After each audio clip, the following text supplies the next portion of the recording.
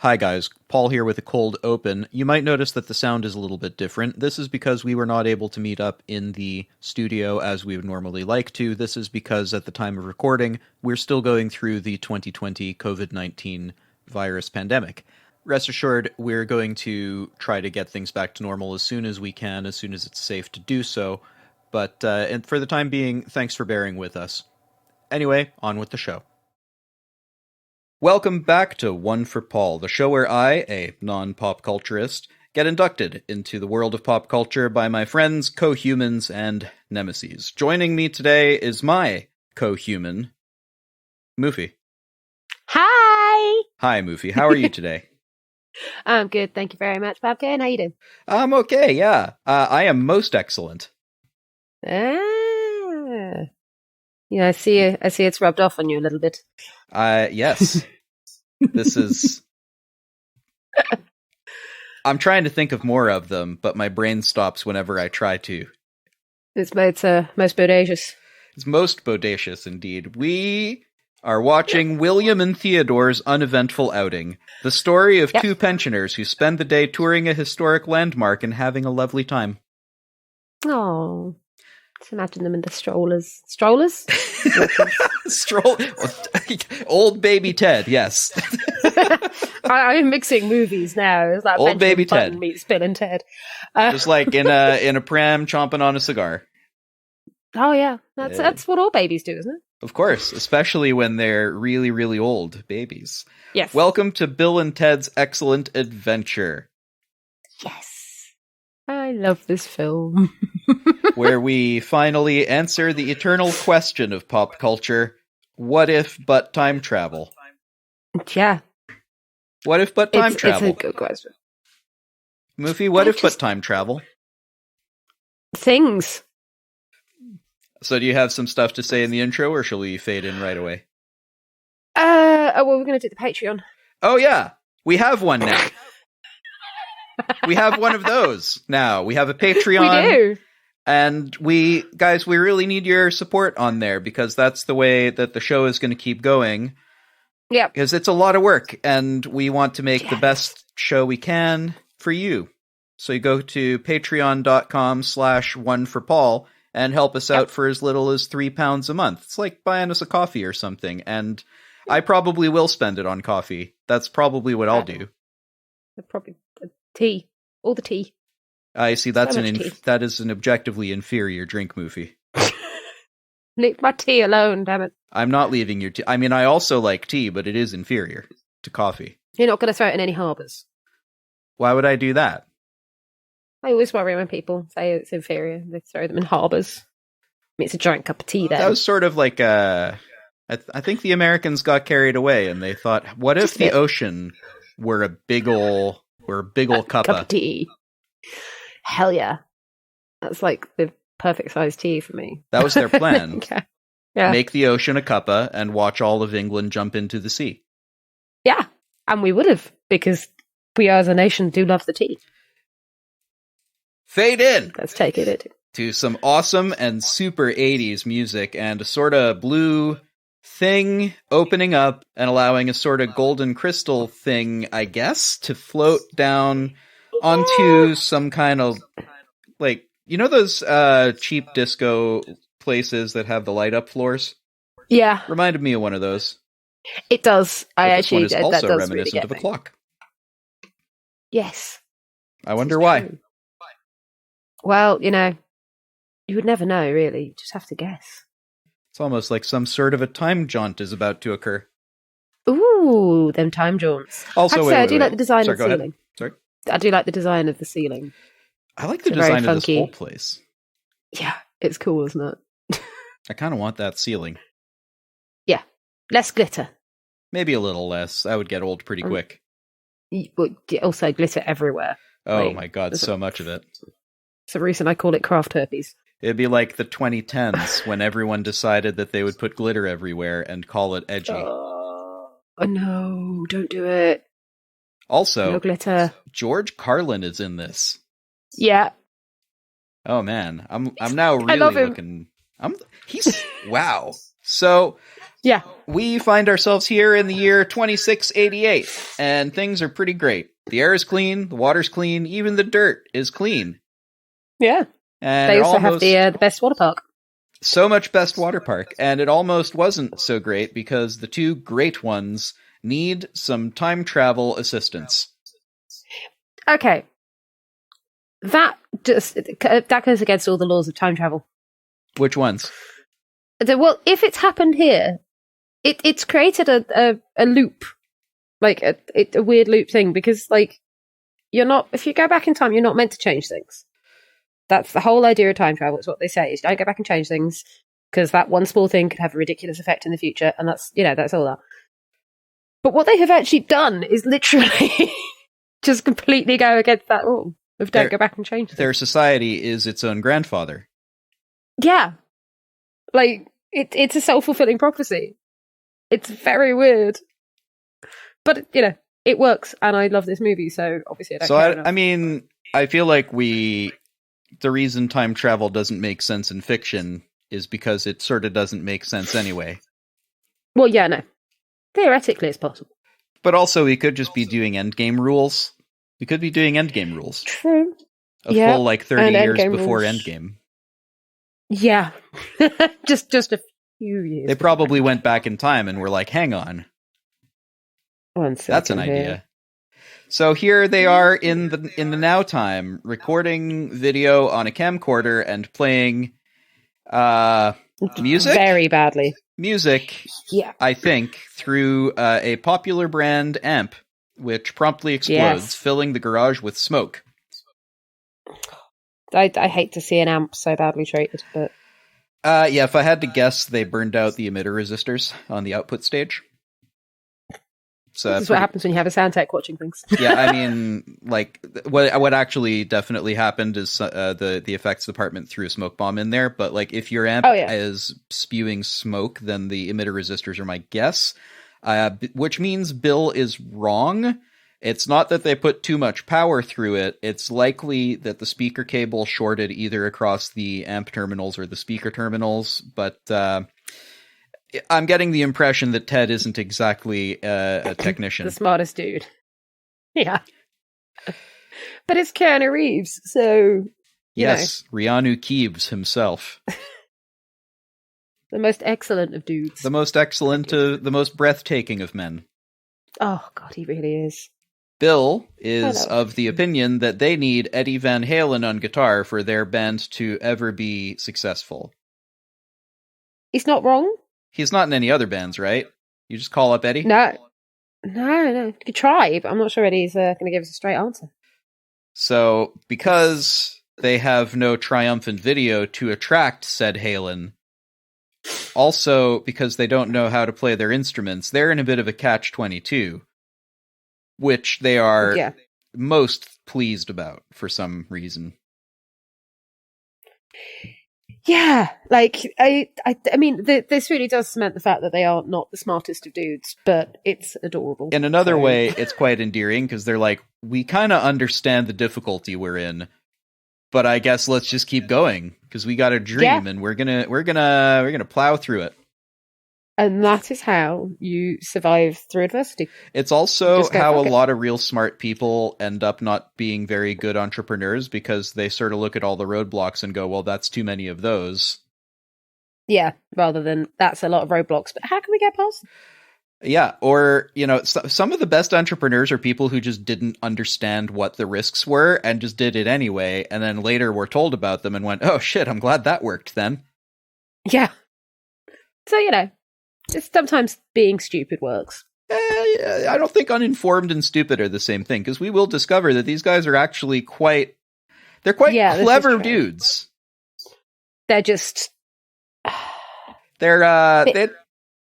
So cut to class, where they're late for school, I think, and the teacher is waiting for Bill to answer a question. He believes that Napoleon was a short, dead dude, and Jeanne d'Arc was, according to Ted, Noah's wife. Which, if you don't know anything else, it kind of makes sense. You know what? I like his lateral thinking in a lot of ways. Yeah. Who's Joan of Arc? I'm gonna call her Jeanne d'Arc because, like, that is who she is, and I speak That's the French, French way. and I'm Yes. taking that as my heritage. Thanks. I'm letting you do it. I'll probably just call her Joan. By all means, please. I mean, we're on first name basis. Technically, so. the name is closer to Jean. Jeanne. Do you know what my grandmother was Jeanne? So. I guess Joan would also. Like, English is weird for that, because sometimes you'll be like, hey, I like that French name. Let's mispronounce it and name my kid it. Yeah. And then it's just someone's name, so you're like, well, it's not wrong, it's their name. Yeah. It's weird. The English language is a strange place. Yeah, if you're looking for consistency in English, oh boy, who do I have bad news for you. Bill and Bill's esteemed colleague, Ted, thank their teacher for teaching them so much, like the world's great history and stuff. Thanks to great leaders like Genghis Khan, Joan of Arc, and Socratic method. The world is full of history.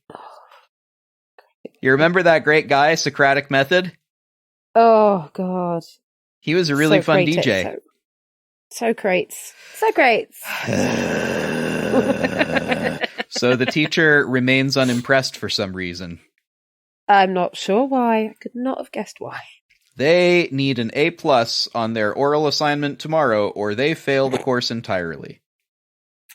And we don't want that. You don't want them failing. No, failing would be it's their least favorite thing. Yeah, like failing is bad. Failing is my least favorite thing, so I can only imagine how it would be for them. It is most trepidatious. I love the way they say things. It's so good. We should note that we're expecting anybody listening to this episode who have already seen the film. And I haven't written down a whole lot of the specific ones because it just sort of, to me, it stopped being noteworthy because it's just the way they talk. Yeah, and it's very well written for being the way they talk because they're kind of like surfer dudes, but rock surfer dudes. I guess they're just Californian in the 80s. Yeah, I mean, that is very stereotypical, but also very true. I don't know how true it is. I've never been a teenager. Sorry, I mean movie true. I guess it's movie true. I don't know how true it is because I've never been a 1980s California teen, so. No, neither have I, strangely. Well, we should get in the time machine. Oh, that time machine. I would love that time machine, not gonna lie. There's so much stuff I'd go back and do right. So here's the assignment that they need to do. Express to the class how an important historical figure from each of your time periods would view the world of San Dimas in 1988. Also, that name, I spent half this movie, I never remember that it's San Dimas. Like, my brain just goes, San Jose. Is that a place? I don't know. Hold on, I'll do a Google. Do a Google and see if San Dimas is a real place. And if it's not, or if it is, what is a Dimas in Spanish? San Dimas. It is a city in California, and it's also San Dimas. Saint Dimas is a saint. Oh, it's like a legitimate saint, saint called Dimas. Yes. Cool. People used to have such cool names. Yeah, now they don't. They are in danger of flunking most heinously tomorrow. Yeah. I mean, also most heinously. Just love adding most to anything. They are in danger of flunking most heinously tomorrow. And can I also just point out that Bill's fashion taste is fantastic. That little kind of crop top, it's beautiful. I like it. It looks like he took an XXXL shirt and just cut half of the shirt off. Yeah. Until it was like the best way I can describe it is a loose-fitting anime tank top. Yes, that is exactly what it is. It's wearing a loose-fitting anime tank top. He's wearing a one piece. Yes. Which is funny because, like, both things. So Bill's stepmom offers to give them a ride. She is... Sorry, Missy. Missy. Yeah, but actually Bill's stepmom. Yeah, and she's like 3 years older than them. Yeah, which is... And went to the same high school as them. And they knew her? Yeah, like she was a senior when they were freshmen, so that's 3 years. That's just weird. Although I suppose that sort of shit does happen, I guess. Well, happen or not, that is profoundly creepy. Yeah. Well, Because it meant he met her when she was not a so much. teenager. So far, it's not just the relationship thing that's creepy. It's the fact that she's like insisting that this person who's like 3 years younger than her calls her mom. Yeah. That does creep me out. Just a smidge. Because the exact line is Bill goes, "Oh, hey, Missy. I mean, Mom. Sorry." Oh, well, of course, it's perfectly normal to demand that your stepchild calls you mum. I mean, Totally. yeah, of course. That's Totally. so. Cut to Ted's house, where his dad can't find his keys. I'm sure they'll turn up sometime. Yeah, the dad in this, I can't place him from something. I know. Me neither. I'm sure, like, people are actors and act and stuff. This was what I'm learning about pop culture. Yeah. I'm also that's saying George Carlin. I'm also learning that when I recognize an actor when I'm watching a film or a TV with somebody, that what I'm not supposed to do when I recognize them is yell, "I recognize them from that other thing that they were in." Yeah, because that doesn't help, especially if you're doing it in a cinema. I've never done it in a cinema, but I have definitely pissed off co-viewers in my place by doing that.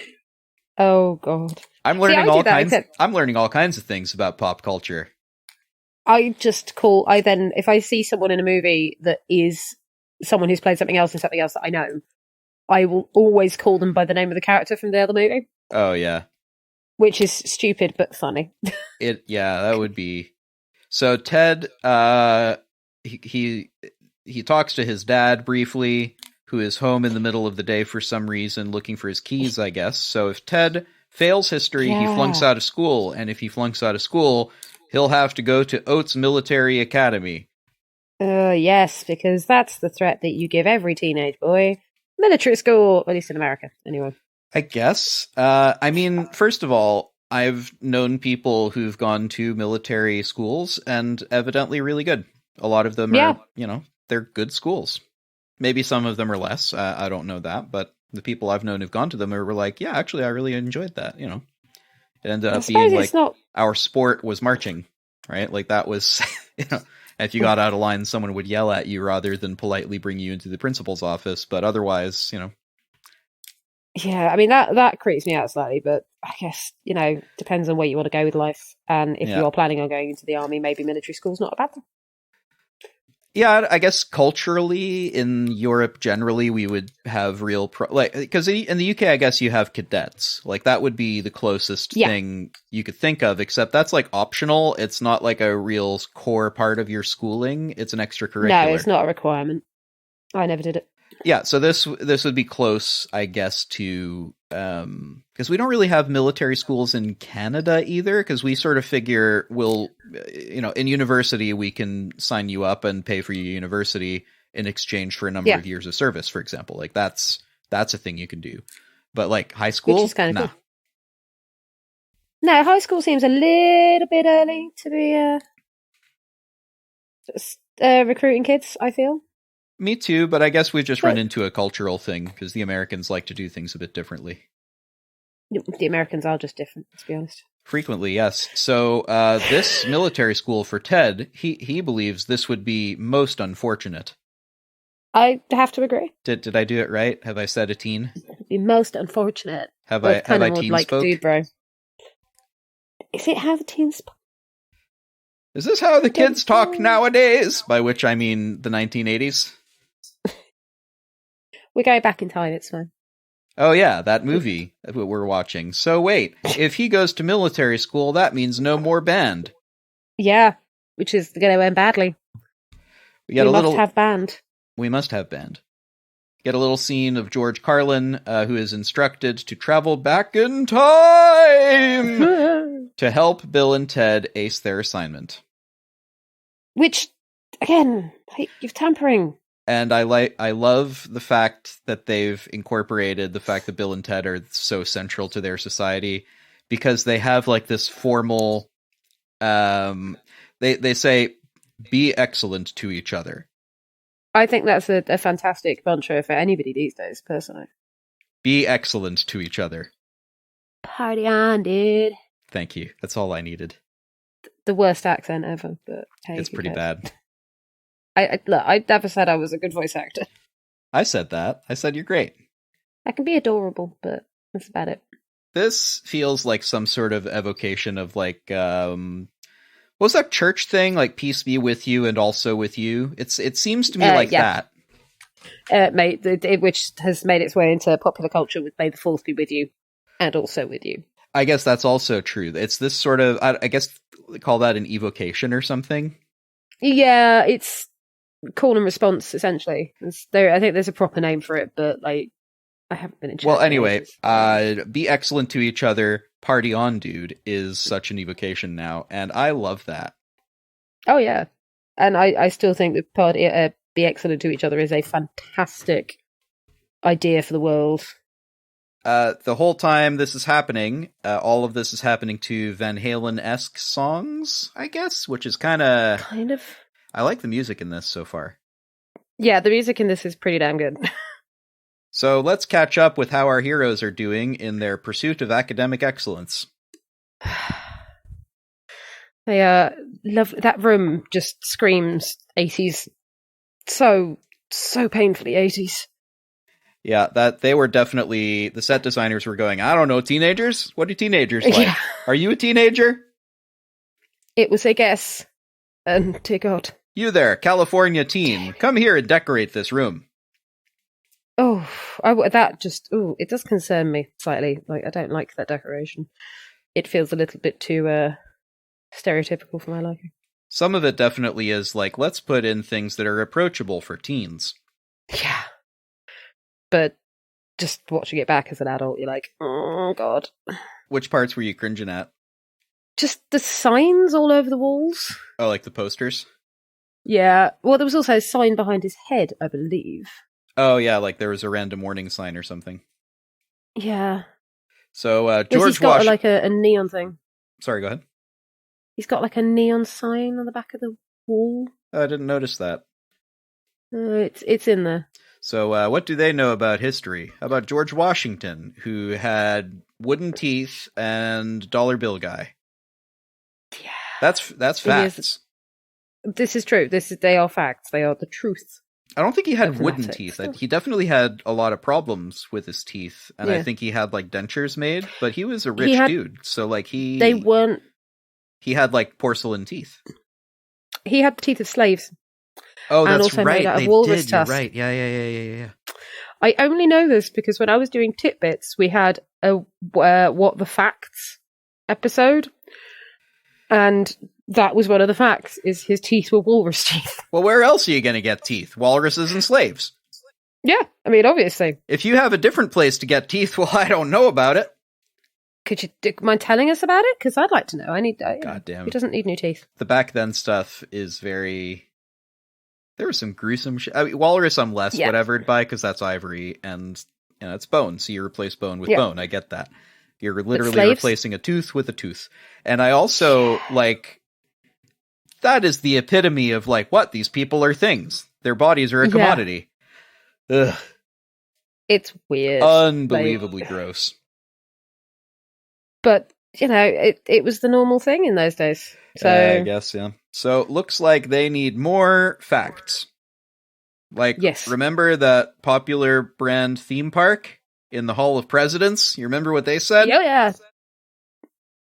No. Welcome to the Hall of Presidents. That's what they said. I absolutely get how Ted thinks, and I love this line so much. Oh, here's Missy with snacks. I mean, Bill's mom with snacks, who is like, still, again, let's remind ourselves, like 21 or something, if these guys are 17. And the subject of the... And she is also the subject of the aroused ogling of Ted and the confused ogling of Bill as the camera looks straight down her sweater. Yeah. Hey. Yeah. I mean, that has to be somewhere in the movie, I guess. It's like panty shots. I mean, I guess this one is straight up... this one, I think, means to communicate the sort of gaze of your teenagers here. It's their perspective. Yeah, like they are teenage boys looking at an attractive woman, and with respect, if one attractive woman leant over in front of me with a low cleavage, my eyes would probably go, "Oh, tits." Okay, carry on. There's also a fun little study I saw about gaze tracking when they were doing gaze tracking, and anytime they had men on these things looking at animals or something, every single man, no matter what it was, would look at the face, look at the genitals, then look back at the face. It's very strange. We do it with dogs. Thing. We do this with horses. We do this with snails. If we're looking at something we haven't seen for a minute, we're going to look at the face, look at where we think the genitals might be, and then look at the face. And nobody knows why. It's just a thing we do as a human race. It's literally like, without meaning the philosophical side, is the male gaze, right? I mean, literally, this is what men look at. For like, I've tracked myself doing it, and I'm like, why did I look at that dog's bollocks? I didn't want to look at those. I wanted to look at the dog, but it has... Yeah. Why did I do that? And I can't help it. It's a reflex. It is really strange, but it's a thing we do. So particularly teenagers, to their credit, they just sort of look and go like, thanks for the snack. Thank you. Like, they're uncomfortable about it. It's a perfectly natural thing to do, sadly. And humans, that's the way humans do, especially if you're, hormonal. Especially if you're a teenager. I feel like that's the main thing about teenagers. Yeah, is they cleavage. So Bill's dad arrives to ask if everything is okay, but Missy, you boys run along now. Never mind your problems. I've got some business to get to. Missy, fetch my business socks so we can conduct business in our son's room. That just weirds me out. Like, your son's room? You've just kicked him out. He knows what's going to happen. He gave him a look, or like to camera. He gave camera a look, like, yeah, like yes, this is. Despite the fact that his son is in danger of flunking most egregiously. Yeah, and that just gets me. Like, your son's going to flunk, but no, let's just boink on my son's bed. Yeah, that's not a male thing. That's a this guy thing. Yeah, this guy's not got his priorities straight. Yeah. Like, that one will wait 20 minutes. But the other one... No. The other one you need to help. He's clearly not a very caring father. Except, really. Of course, he gives them a bunch of money to go for dinner. So they do go to dinner, funded by Bill's dad's horndoglin. I wouldn't say that was kind. I would say that's just the way this man clearly deals with things. Maybe, at least in this kind of circumstance.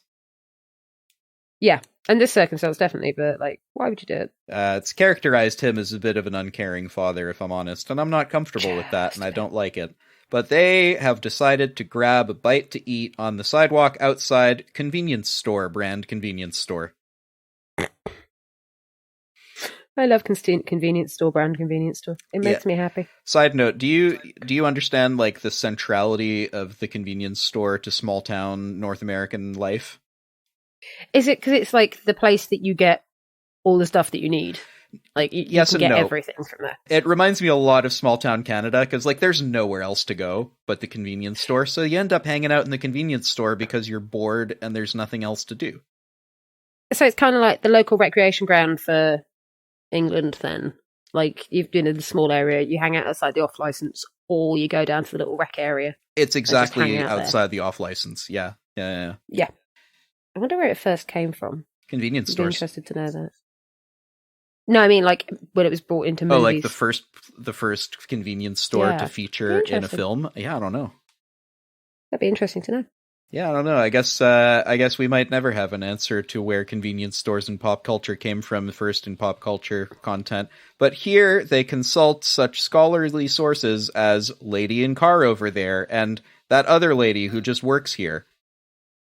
That just makes me laugh. She's like, I don't know, I just work it. Okay. Do you know when the Mongols ruled China? No. Having exhausted this otherwise rich source of information, they decide to try the other convenience store. Yeah, because, someone else might... They were outside the Circle Mart and the other one, I can't remember which one they were going to. Yeah, it's important for a nowhere town to have two convenience stores. Because, why else would you... I don't know. I mean, the weird thing is that looks like a pretty large town in response to a lot of things. I guess, yeah. I don't know how big San Dimas is, to be fair, but I'm definitely recognizing small town tropes like hang out outside convenience store because what the hell else is there to do? Yeah. So you just go sit outside then. But suddenly the skies open, and here's George Carlin himself in a phone booth, which Bill and Ted pronounce not bad. Yep, it's definitely not bad. I like that phone booth. I want one as... Just in your house?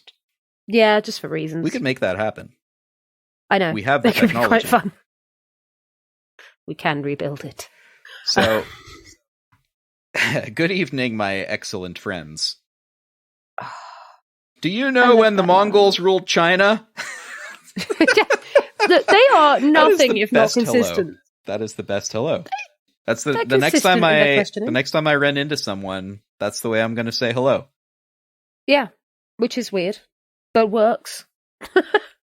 If somebody answers you, I will be impressed.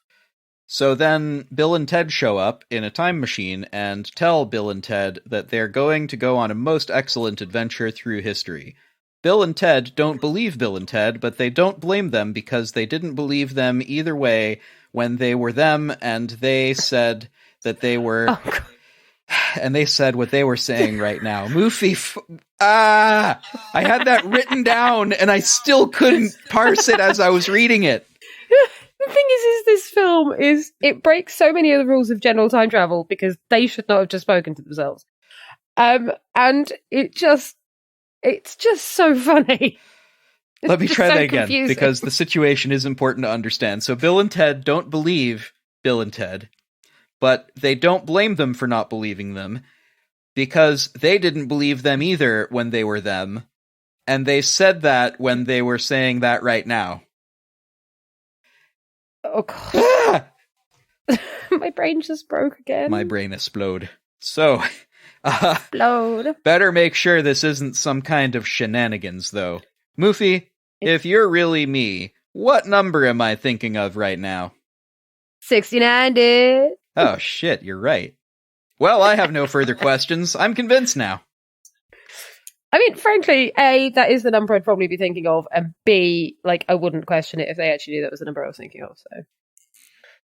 I feel like looking at a person who appears to be identical to me in every conceivable way, that would on its own be fairly convincing. Nah. Nah? Mirrors. Mirrors. Mirrors. You're suggesting that I can't tell what a mirror is?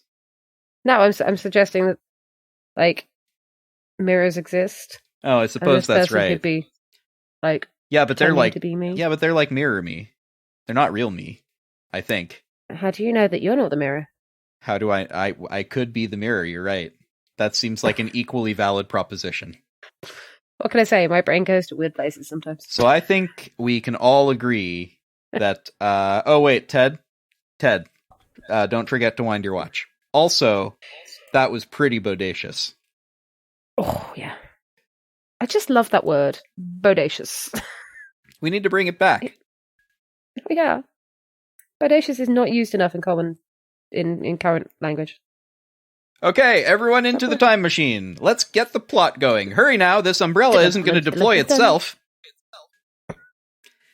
It's clearly just an umbrella, what with the cloth taken off on top of the phone booth there. That's exactly what it is.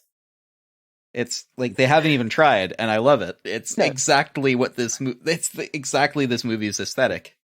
Yeah, it's just kind of, what the fuck? I'm amazed there isn't more stuff covered in tinfoil, frankly, but... Tinfoil is one of the triumvirate of MacGyverisms. It's also the one thing that you use to show something's from the future is just cover it in tinfoil. Oh yeah, just cover it in reflective surfaces. Yeah, make it shiny, cover it in mirrors. Yep, so after a transition through some 80s CG pipe-looking things, those pipes. These are history pipes, you see. They're made of history. They are there for historical purposes. Yeah, they connect history to other history. We haven't quite worked out why that's a necessary thing, but we figured we'd just put them there and leave them there for a minute. Make sure not to fall out, or you'll be history too. Yeah, which makes sense.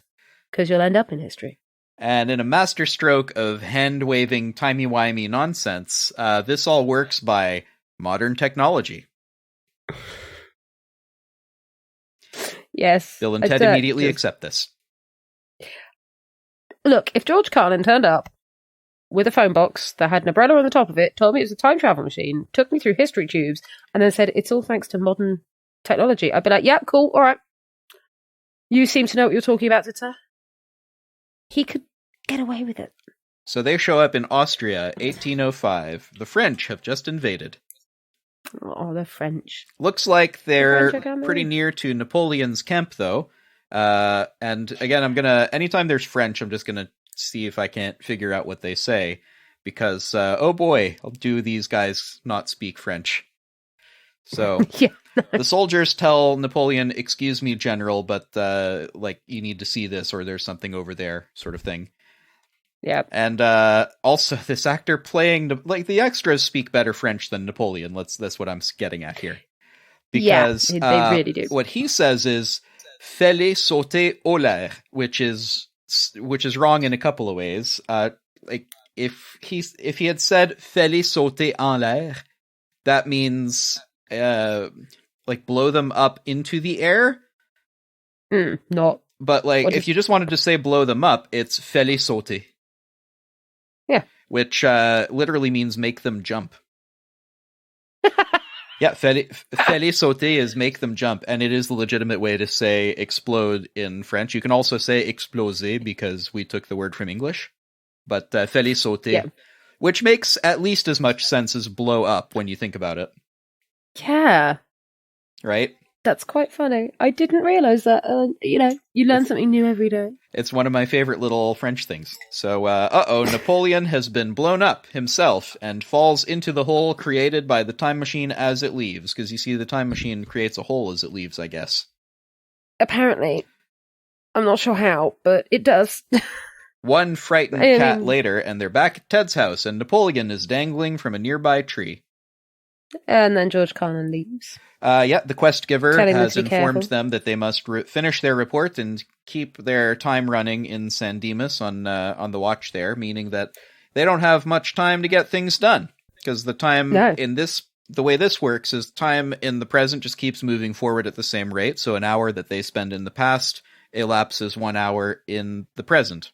Which is an interesting concept. It certainly, unlike a lot of other time travel movies, it actually puts time pressure on them, because when you think about oh no, we have to get back, normally you have to contrive a reason the time machine has run out of fuel, or oh no, we might, something Gizmo has done something, or we've killed a butterfly, we must make sure that nothing has changed. Oh yeah, exactly. Yeah. I stepped on that blade of grass over there, therefore Napoleon never existed. All right, I get it, but at the same time, come on, guys.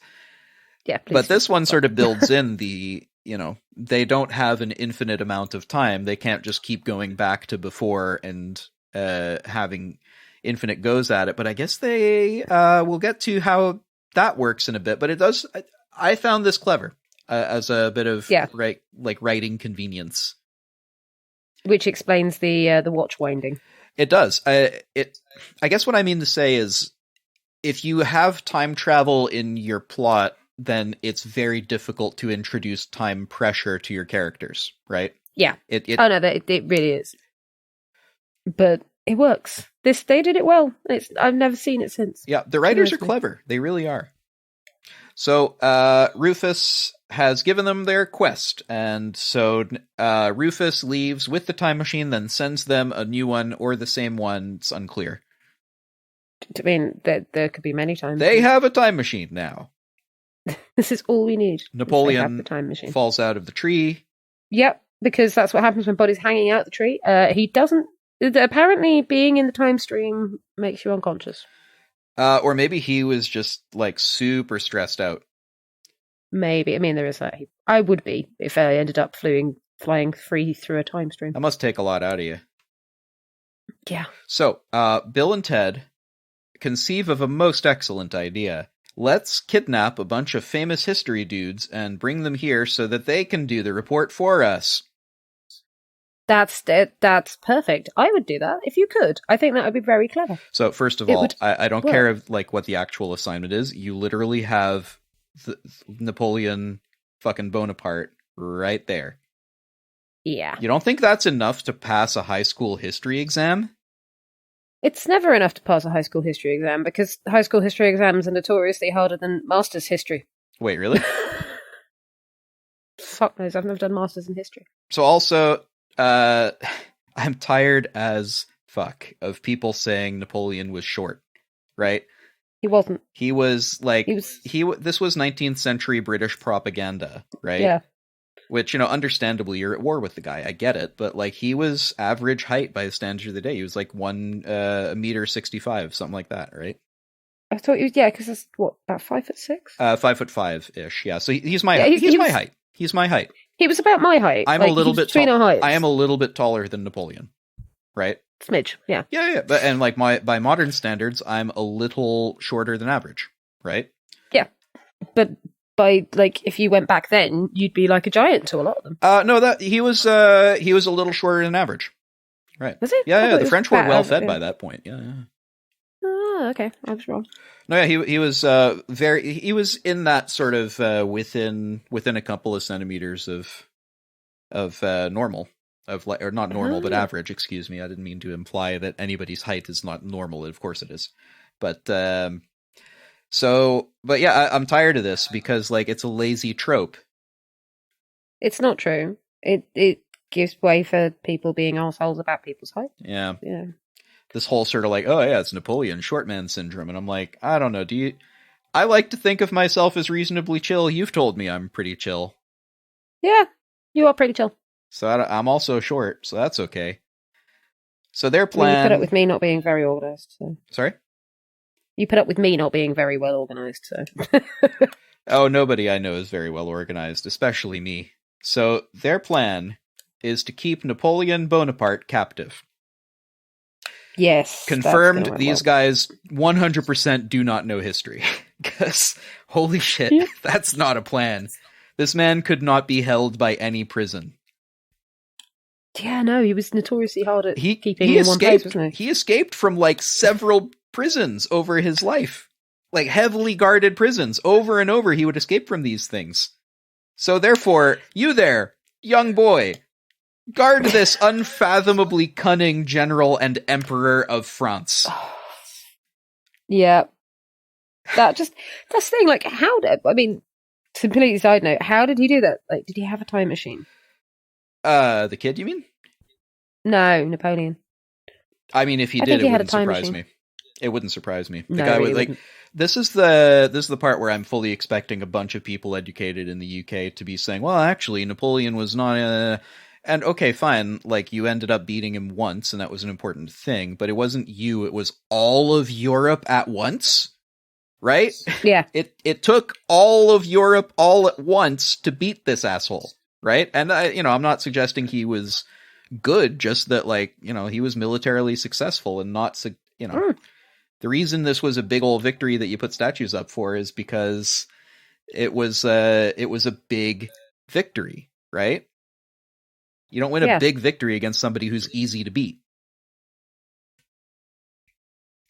And that is just, it's great. I've just gone off far too long. I'm just very annoyed. We've both gone on piece. Yeah, I'm annoyed about it. Anyway, so as they leave, Ted's father wants a word with him, but Bill distracts the father by pretending to be Deputy Van Halen. Because Van Halen is a thing that just appears a lot in this film. They like Van Halen. What, don't blame them. What if they paid Van Halen royalties? Well, none of the music is Van Halen, and you can say someone's name, I'm pretty sure. I suppose. Maybe. I'm pretty sure I could say someone's name without affecting anything. It's not like they were selling it as, like, now featuring Van Halen, right? This is a good point.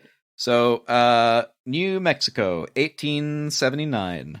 The phone box lands next to an outhouse while some dude is taking a poop featuring some very... Oh boy, were the Foley artists having fun that day. Yeah, they really were. And I can't blame them for it. I mean, have you seen the work Foley artists do? amazing. Yes, I've done a bunch of Foley art. It's quite the thing, and it's getting less common now with recorded sound libraries and whatnot, because libraries are very good. But this is true. I don't know. I just like the Foley. Foley has a presence to it that I still think can be really helpful to establishing the mood of a film. And of course, you get like your own custom sound effects that you paid for, so you don't have to pay anybody for licensing for a library. So it can still make sense. And Foley artists are still amazing, excellent, awesome people. And the kind of lateral thinking you need to do that job is just so good. It's so crazy. Yeah. Anyway, act natural. Yeah, fair enough. Howdy, partner.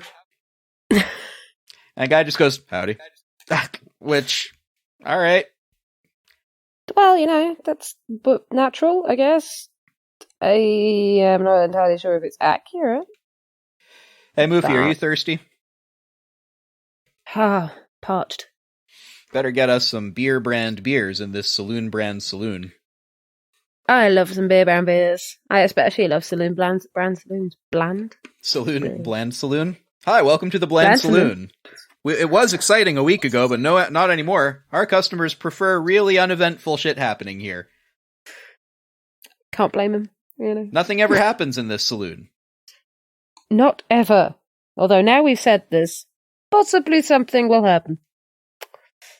We do not know. Hey, listen, buddy, if you're going to cause events to occur here, you better go down the street to the other saloon.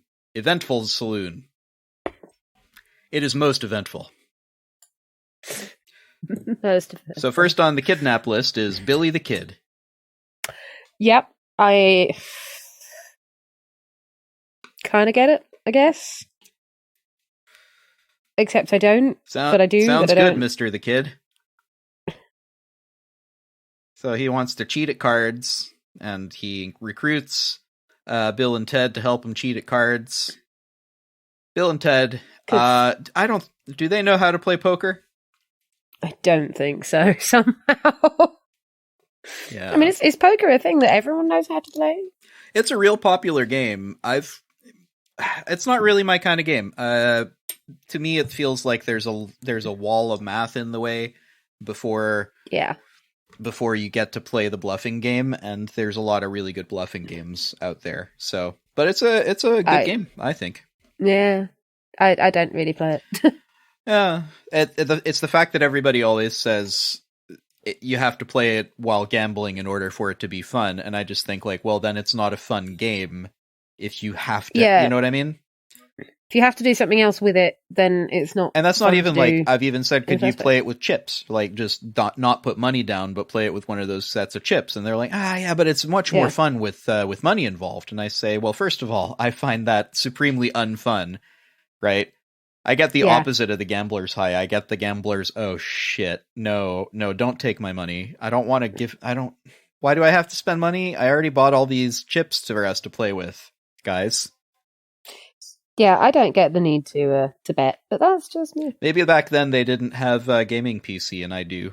They didn't have Minecraft. No, this is true. They didn't have Minecraft. It's only a recent thing. Those poor guys, they didn't even have Minecraft. So let's kidnap Billy the Kid, who I didn't actually know who Billy the Kid was, so I looked him up on Wikipedia. It seems like he was either a famous hero, like a folk hero fighting against a corrupt and murderous government, or he was himself a mass murderer. Yep, it's one or the other. I'm not sure anybody really knowing history, it's probably a little from both columns. Yeah. But I might read a bit more about him afterwards. You see, Bill and Ted's done some good in the world. I didn't know about this guy, and now I know who a historical figure was. Which is always helpful, I find, when you need to know random information for people and to confuse the crap out. That's facts and stuff. Yeah. Did you know Billy the Kid did this? What? Neither Bill nor Ted has a great poker face. No. Or understands how poker is played. I haven't got a good poker face, and their poker faces are worse than mine. Well, Bill's poker face results in him announcing, oh, hey, cool, I got 3 aces. Yeah. Which, of course, he doesn't. Which is a great attempt at a bluff, but also a great fail. So the rest of the table is not impressed. No, I wouldn't be. Would you be impressed? No, not terribly if I thought somebody were trying to cheat me out of money. Yeah. Just gotta understand where they're coming from.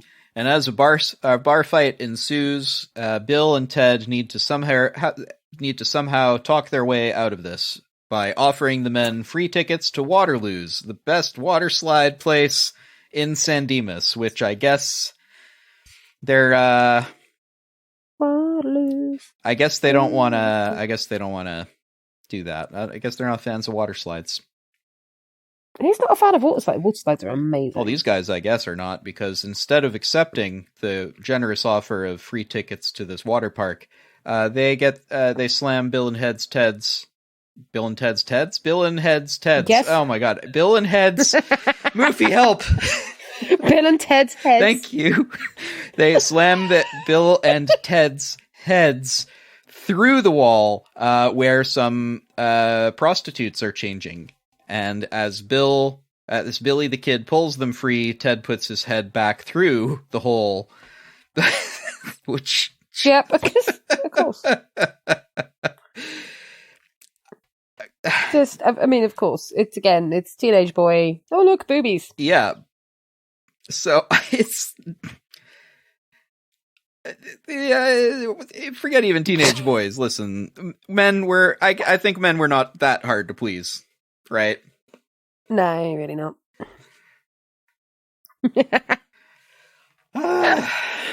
So, to be honest, most women aren't that hard to please either. So, I think everyone likes boobs, if I'm honest. Yeah, everyone likes tits. It's like a universal like. Yeah, can't not like tits. So they finally escape by the power of hat pulling down over face and wedgie. Because, typical standard high school tactics work in the Wild West. I figure that was like a Three Stooges, wasn't it? Kind of, yeah. It's like a callback to Three Stooges stuff. And as they leave, they say, "I can't believe they fell for that." Me neither, Bill. Me neither. I can't believe anybody in this movie fell for anything that they did, but apparently. So they escape to the time machine, where they escape just in the nick of time. Thank you. Step 3. Stop 3. Ancient Athens, as they look up to Socrates in their encyclopedia. I love Socrates. I'm sorry, it just makes me giggle. Oh yeah, it's Socrates. Oh, you need to look him up under Socrates. You know his name! Yeah, so this part here is where I'm first noticing how Keanu Reeves is moving as Ted. Yeah, you know how birds sort of will move their head randomly quickly in a direction and then stop there for a sec and then move... They're like quick little sudden motions that stop stock still and then move again quite quickly. This is what Ted reminds me of a lot of ways. He's a little bit bird-like. A little bit, but it doesn't read as awkward. It just sort of reads as... I don't know how it reads. It's a weird movement pattern that somehow is familiar. Yeah, I think it makes him a lot more likable. I mean, he's just a very likable character anyway. Like, frankly, I've never known anybody who doesn't like Ted. Bill, Ted. But it does make him slightly more likable because it kind of makes him slightly more... I suppose it's slightly vulnerable and like more delicate, I guess. In general, the way he moves is quite relaxed, which I guess is, again, the stereotypical sort of California surfer dude, right? Yeah. Yeah. And he... Exactly. Yeah, he's got that walk. He's got the gait where, like, yeah, all right. Moves his shoulders a lot, moves his head a lot. Yeah. And it's quite endearing in a way. It just sort of reads as, that's a weird way to move, but that's just Ted, right? Yeah, which is just how his character is. I'm really looking forward to... By that standard, I guess Bill is also... His movements are a lot more subtle, but still read in that way, don't they? Yeah, because I think it's... I don't know, it kind of... He weirdly, Bill kind of strikes me as the slightly more confident more with it, of maybe? the pair. Yeah, just slightly. Not by much. Yeah, because his head thing is slowly. like he'll just sort of move his head angled a bit to the side. Yeah. Right? He'll sort of tilt his head over and go like, There is it. "Oh, right." Kind of like a dog when it's looking at you and you're like, you don't understand me, do you? I wonder what No. it's like the Ewok tilt, right? Yeah. Yeah, it's a little bit that, which, I like it. I wonder what kind of direction they were getting in terms of their motions, because it occurs to me, like Kurosawa would tell his actors, like, choose a gesture or a motion that your character does, and when you're in doubt about what to do, just do that. So sometimes it'd be like a, shrug the shoulders sort of thing or whatever. I wonder if there was something similar happening here. Maybe. That's cool, though. It's all well directed so far. I really dig it. Very well directed. So they need to convince Socrates, one of the wisest men, one of the most learned, one of the most reasoned in the world ever, to come with them. And in their book, they get some of his knowledge. The only true wisdom consists of knowing that you know nothing. Which is true. You don't know nothing. In comparison to how much everybody knows in the world, you know nothing. But I reckon we probably know a little bit more than Socrates knew back then. oh yeah, probably, yeah. Like, we got the internet. That guy barely had a 56K connection. There's all the screaming when you lifted the phone up when he was trying to connect. Oh yeah. So but in this, when they read about not knowing anything being wisdom, Ted exclaims, "That's us, dude!" Which I think they're being a little hard on themselves, but they also don't seem to be that upset by it. No, they're aware of what they're like, which is adorable, but also kind of just like, oh, just love yourselves, please. Bill's plan is to have Ted philosophize with Socrates. Yes, must philosophize. We are merely dust on the wind. Like that song, whose name I forget. Yeah. I can't remember what it is. And then Socrates sort of exclaims, you said something similar to what I just said, but I said it in Greek, and I will now follow you with no further questions. Yep, because that's exactly how it works. Stop for England, 15th century. Oh.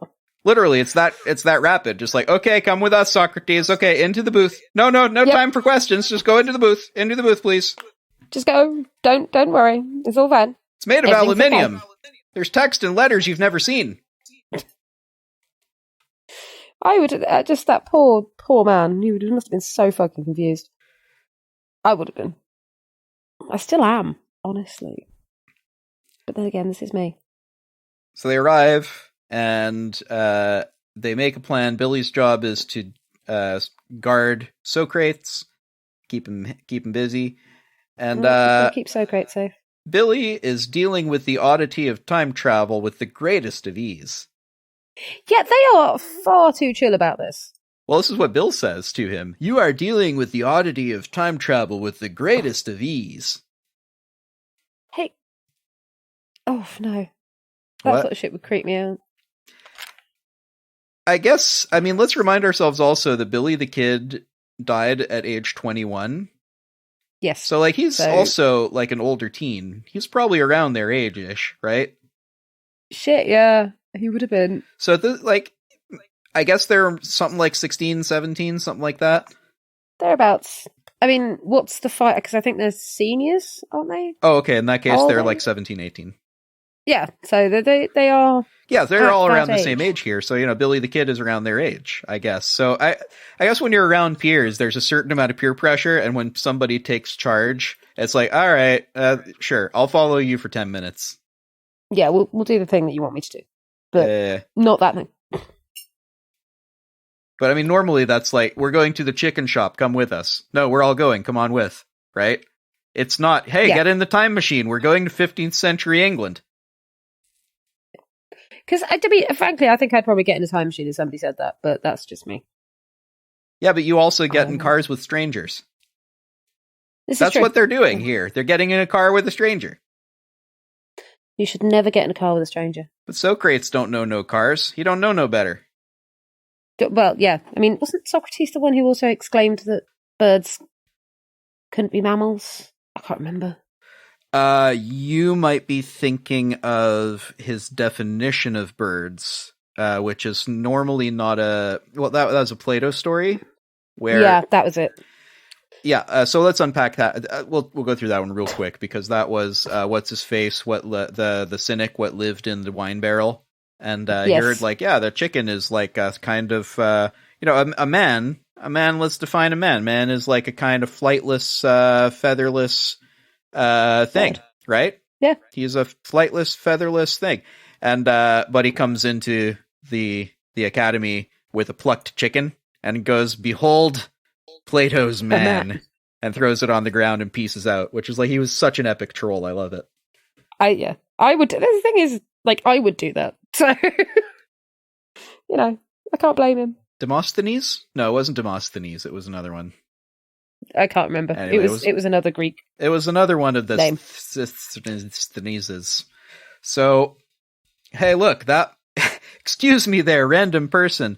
Are there any personages of historical significance around here? Oh, there's a fucking castle over there, mate. Oh, wow, I didn't see that before. Huge castle, yes. That's easily missed. Must be the castle of King Henry. Yeah, it could be. But which Henry? Well, we could figure out which Henry. What we know so far is 15th century. So that narrows it down to Henry's 4 through 7. Yes. It's one of them's. Hey, look, some babes on the balcony, and Ted is in love, and also so is Bill, I guess. Because they do it together. You want to rephrase that? Because they do it together. Yes, because anything that one of them does, the other one must do. That makes it worse. Yeah, that's not helping, Moofie. It's not helping your case. Because they're both bodacious babes, and yes, of both course Bill they and will Ted automatically fall in love. Both Bill and Ted are, as you say, bodacious babes. Yes, they are bodacious babes. So these must be the princesses that Ted told Ted about back at the time machine. Yep, always warn them. So guess they'd better sneak into the castle and don some armor. Yeah, because I suppose they'd have been like the average height for guys in that era. I don't know how tall they are, but like armor is reasonably closely fitted, but it's also modular. So, if the helmet fits your head, it fits everyone's head of a similar size, right? Same thing with you can put on the breastplate, and then the leggings are just like strapped on. I've worn armor, so it depends on the kind of armor. The crazy stuff, like the crazy gothic articulated stuff, was generally 16th century, so a little later than this. But here's a trope I'm tired of. Plate armor is hard to move in. It's not. It's modular. It's actually quite easy to move in. Well, even the full stuff. I mean, by 15th century, they'd got real good at making plate armor, right? Mm. So they're actually wearing period-accurate armor. Which is impressive. Historical dramas don't get this crap right. And yet somehow this movie has. This movie about time-traveling teens has gotten... I mean, I'm impressed, I'm happy, but I'm also like, okay, if you're making British historical drama, you now have no excuse. Sorry. Yeah, I don't understand how they don't manage it in normal dramas, but yeah, for real, if you want a bit of fun, whoever's listening, there's YouTube videos of people putting on 15th century armor and then doing like military assault courses. Ooh. It like barely slows them down. It does, because it's not even that heavy either. Yeah, I mean, full plate armor would probably be like, depending on how thick the plates are, 5 to 10 kilos, which is not light, but it's, modern soldiers carry 3 or 4 times that. Yeah, so it works. So anyway, one thing is true though. Seeing through the eye slits of an armet is pretty challenging, and it takes some getting used to, because it really is just a horizontal slit. So and that's just removing a lot of your peripheral vision, which is slightly terrifying. Yeah, it was a lot of how people used to fight against armored knights was just trying to mess with the visibility, right? Because Yeah. if you can't see, you can't really fight. It doesn't matter how cased in armor you are. Which is sad, but it works. Yeah. It's beautiful armor, too. I wonder where they got it. Probably, I would hope, from an actual castle, maybe? Maybe their armor was just really good. Maybe. So they also totally don't know how to sword fight, but have some fun with it anyway, before Bill tackles Bill tackles Ted into a stairwell. And that just goes so well. It goes so well. So well. And once at the bottom, the guard is there who just stabs the guy. Yeah, because that's totally normal. Doesn't check who it is. He's in plate armor. Personally, if that was me as a guard, I'd be like, pull up the visor. Yeah, just check. Just go take a look. No warning given either. No. Just immediate stab on sight. No sort of like, hey, who are you? What are you doing here? Nothing. They just like stab him into the thing. Though, bonus points for not doing the typical Hollywood thing where they stab through the hardened steel breastplate. Yeah, because that would annoy me. Like, that's it happens all the time in movies where like, haha, I have a magic sword. And you're like, yeah, but your sword's still made of material. So yeah, you can't just poke a thing. Try to, like, it's like stabbing a car, except like stabbing a tank. You're not going to stab the tank. Yeah. It's just not how it works. You don't stab large metal objects. Not if you like your knife. Yeah. If you like your knife, don't stab. Bill, that's a PSA. If you like your knife, no stabbing. No, bad stabby. No stabby. Are you sure you don't work for the government anti-knife crime unit? I mean, maybe I should. If you like your knife, don't stab people. Yeah, I might submit that to the... That's the main reason. Yeah. No stabby. Bad stabby. No stabby. I don't know where this is going now, Bill, honestly. It's okay. I'm here to rescue you. And so is Bill, who avoids the guard and on seeing his dead friend, shouts at the staff to leave, then laments, bogus, heinous, most non-triumphant. Ted, don't be dead, dude. He's not dead. Guard shows up again. Bill yells at him and tackles him. And because here's my plan as an untrained 17-year-old. I'm going to tackle the hardened soldier who just killed my friend. Yeah. But of course. Fortunately, Ted is here, not in his armor anymore, to hit the guard over the head with a pot. And again, exactly what I do. I like the idea of hitting people over the head with pots. He claims he fell out of his armor. Yep, I don't know how that happened. I'm taking away points. I'm taking away points, Moofie, because I had to take a break. It's like, no, you were strapped in. You don't fall out of... Oh my god, no. Does that really bother you? I mean, it bothers me so much I don't even know why this one bothers me so much. I'm watching a teen time travel movie. I don't know why this bothers me, but it absolutely does. This is the thing that got you, is the fact that he fell out of his suit of armor. Yeah, nothing else has bothered me so far. I was just like, okay, it's time travel. What if but time travel? But armor, man. Armor gets me. I'm sorry. It's funny. It just makes me laugh that is what got you. You know where there's that website, doesthedogdie.com? I need isthearmorright.com. Yeah. You could try setting that up, oh my god, I think I have to. You have to, know. Is the armor right? Is the weaponry right? Calling out an anachronism, as they hug triumphantly, they quickly realize that men are not permitted to show such emotions toward one another, and then call each other... I really don't want to say the word, and I don't... That's not... Yeah, they call each other the F word that means gay person. Yep. 1980s, ladies and gentlemen. I mean, that is, frankly, that is the only thing in the entire movie that's even, like, remotely hinted at of them going, oh, that's gay. Like, for that fact alone, I'm quite happy with it. And again, they're 1980s teens. The movie was made in the 1980s. I get it, but I was still like, oh, that's disappointing. Kind of haunting back to Breakfast Club. Yeah, a little bit that. Just sad. So, cut to the two historic babes who Bill and Ted proceeds to woo by making some stuff up. Yeah, making up some pretty poems. Such as? Because, don't put me on, I didn't write this down. I can't remember. All you have to do is put yourself right on that spot. I can put you there if you want. Go on. I bring a message of love from myself. I mean, song lyrics, right? Will you go to the prom with us in San Dimas? We will have a most triumphant time. He doesn't even say song lyrics is the joke here. This is great. I love it. I mean, I would probably have a song like that, personally. I would listen to a song like that. Also, weirdly, the girls are into it.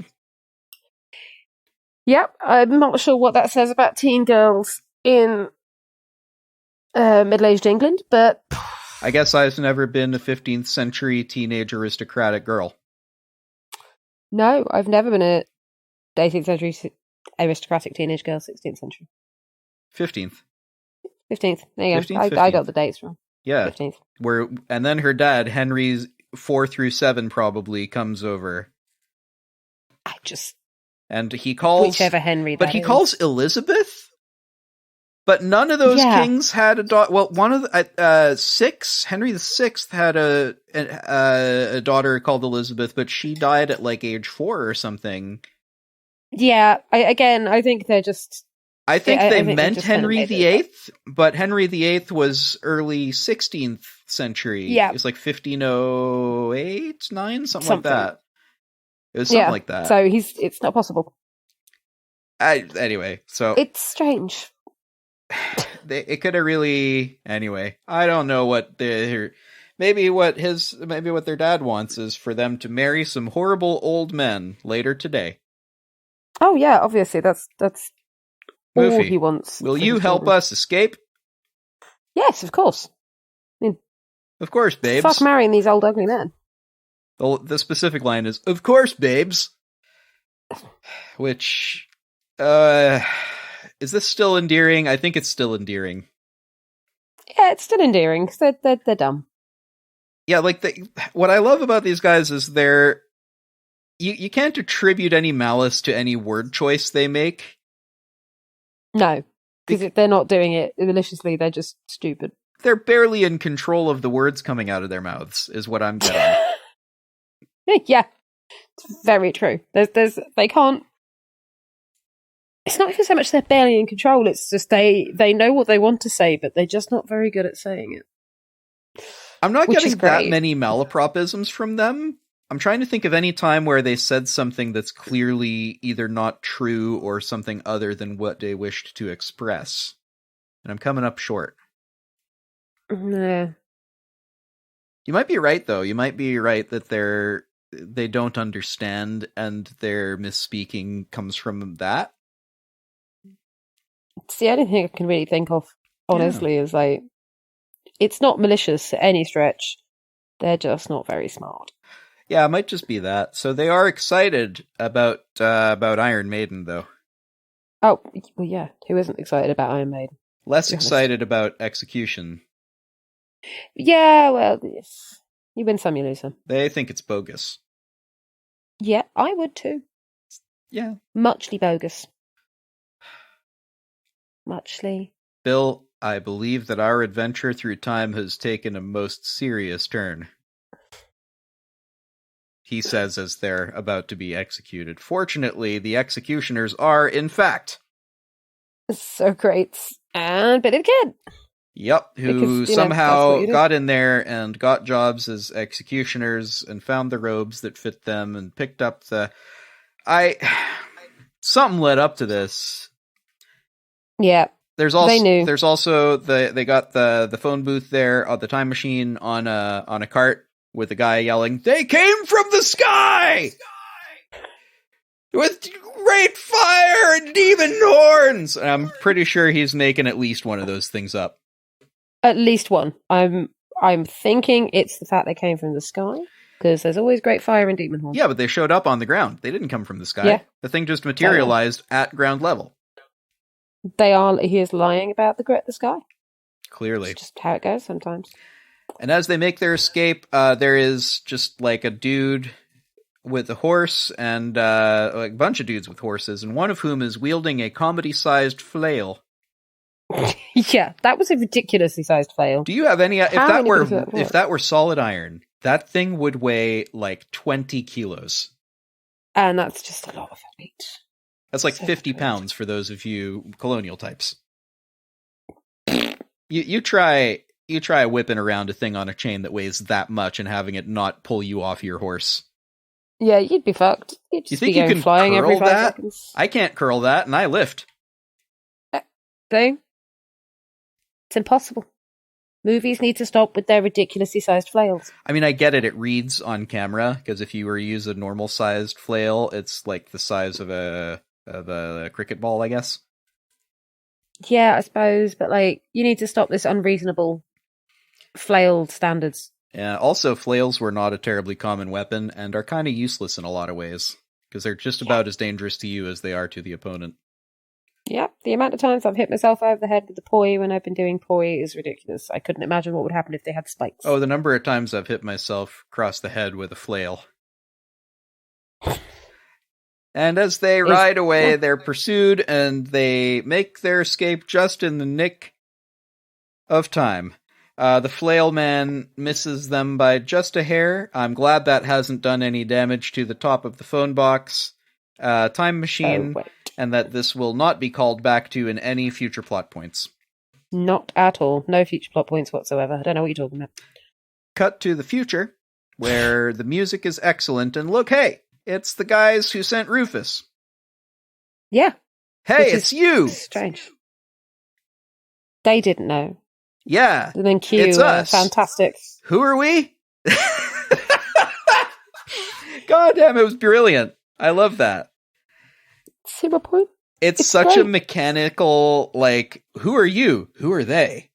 Oh, it's you. Who are they? Right? Like, he's taking the other guy's line in this.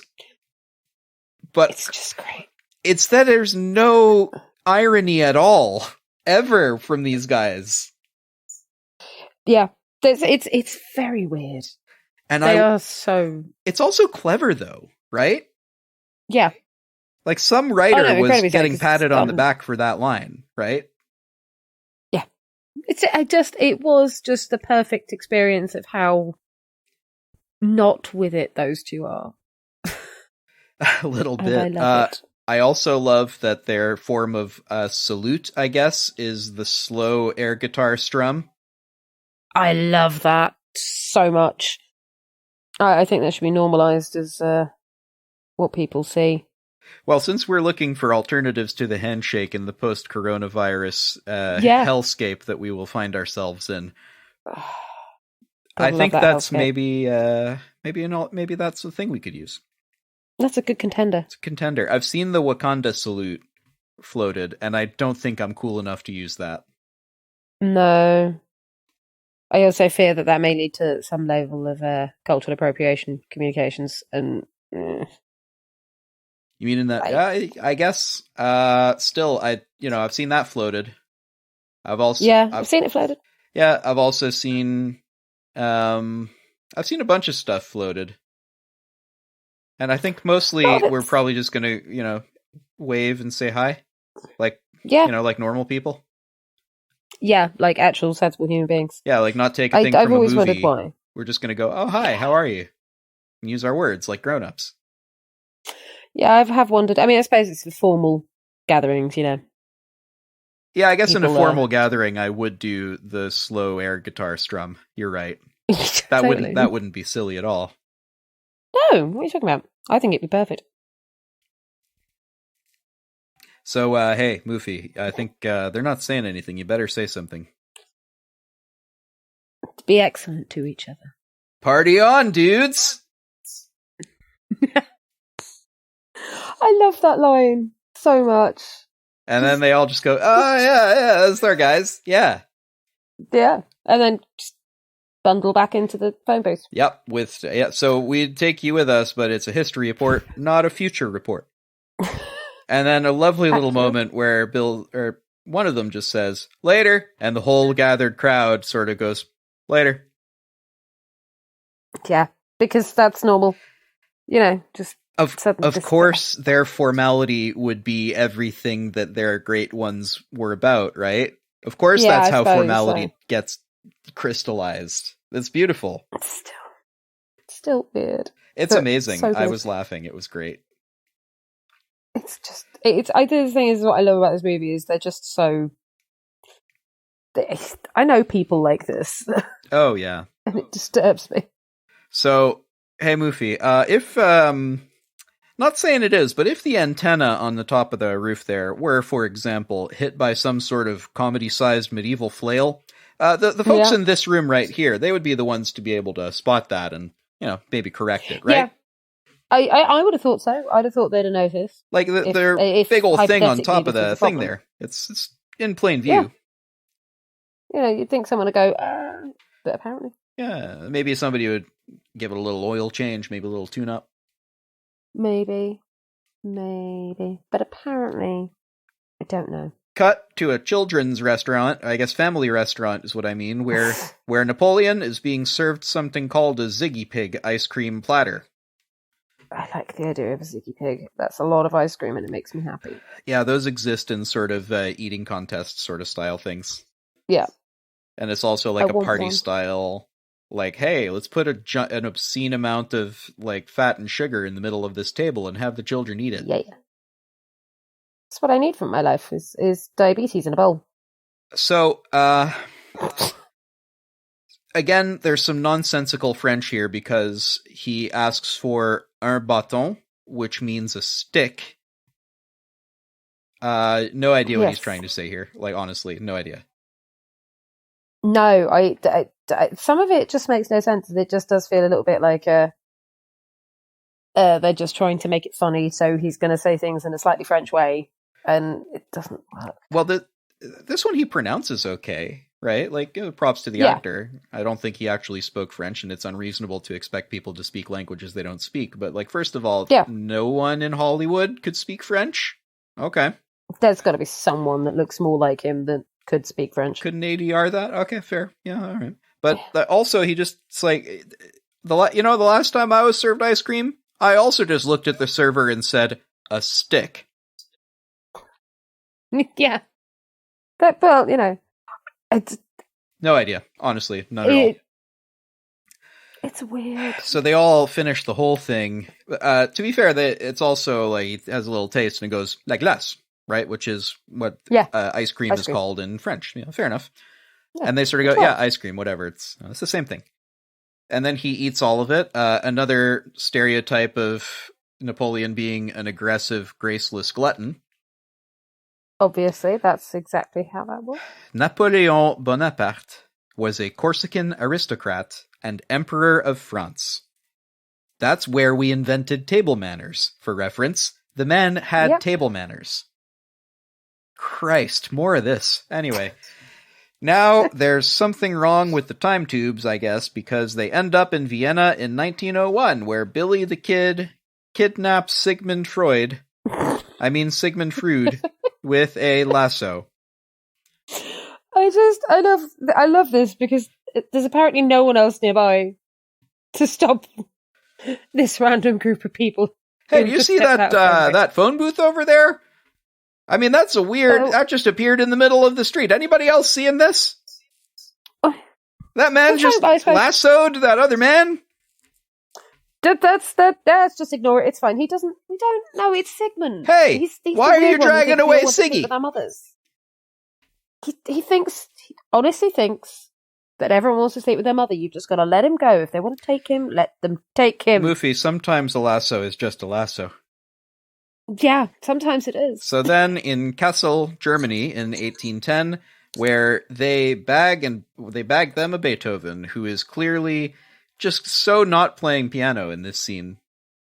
At all. Not even remotely is he playing Yeah. This is a non-speaking part. You couldn't get anyone in Hollywood who could play any Beethoven? Why would they?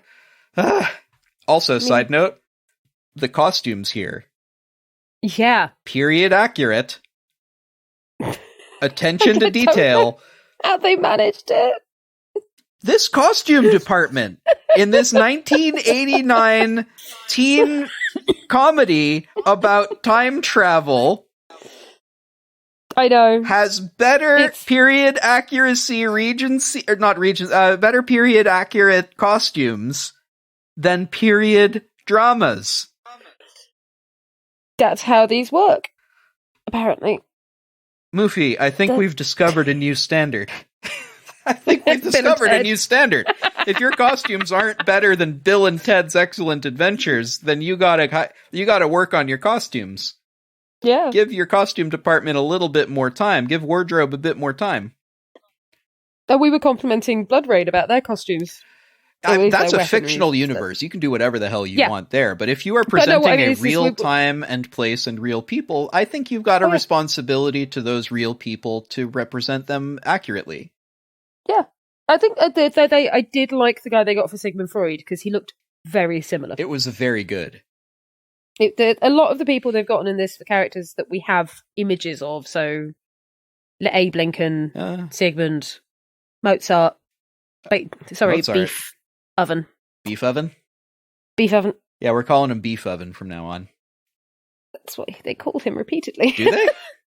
Yeah, they do. Oh, I didn't get that. I thought they were just calling him Beethoven. No, they were calling him Beef Oven. They do call him Beethoven, but they also call him Beef Oven. I think it's because a lot of the stuff, I think they've read it in where it's been written in quite a flowery font. So in their defense, Beethoven does kind of look like Beef Oven. So could I also say that I think I need a t-shirt with a picture of Beef Oven on it? Like with a wig on top of the oven?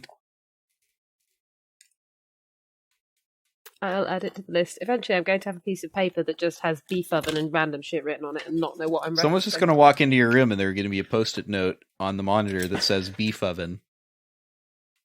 And they're not going to ask questions because they know you. Yeah. If they're walking into my room, they obviously know me well enough to be allowed to walk into my room. And... Yep. Sorry, guys. Then to Orléans really in 14... Sorry? I feel sorry for my housemate at times like this. Then to Orléans in 1429, where Jeanne d'Arc, I'm pretty sure, goes with them because she believes they're angels.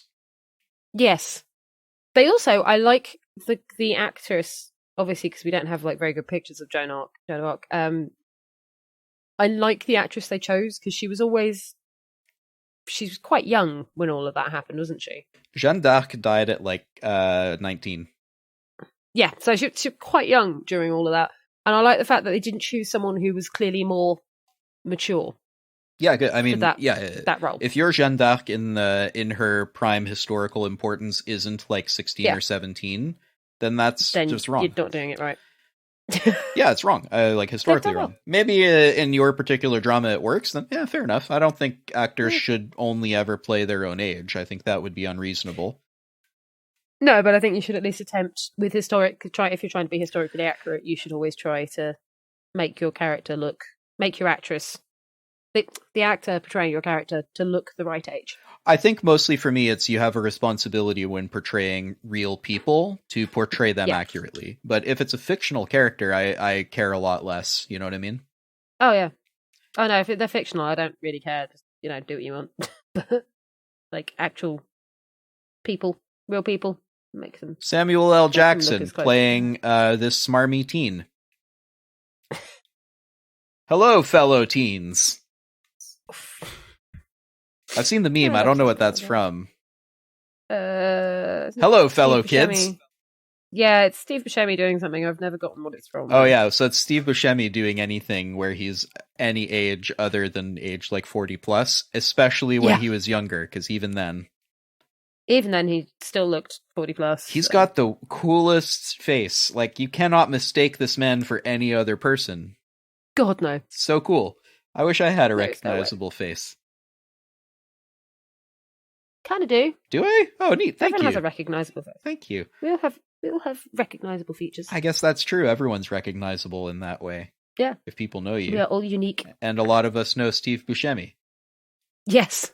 So then to Outer Mongolia, 1209. Again, this one I'm less personally bothered by because I'm not Mongolian. But, this is a weird stereotype of historic figures, because here is Genghis Khan, here chewing meat like he's a Klingon.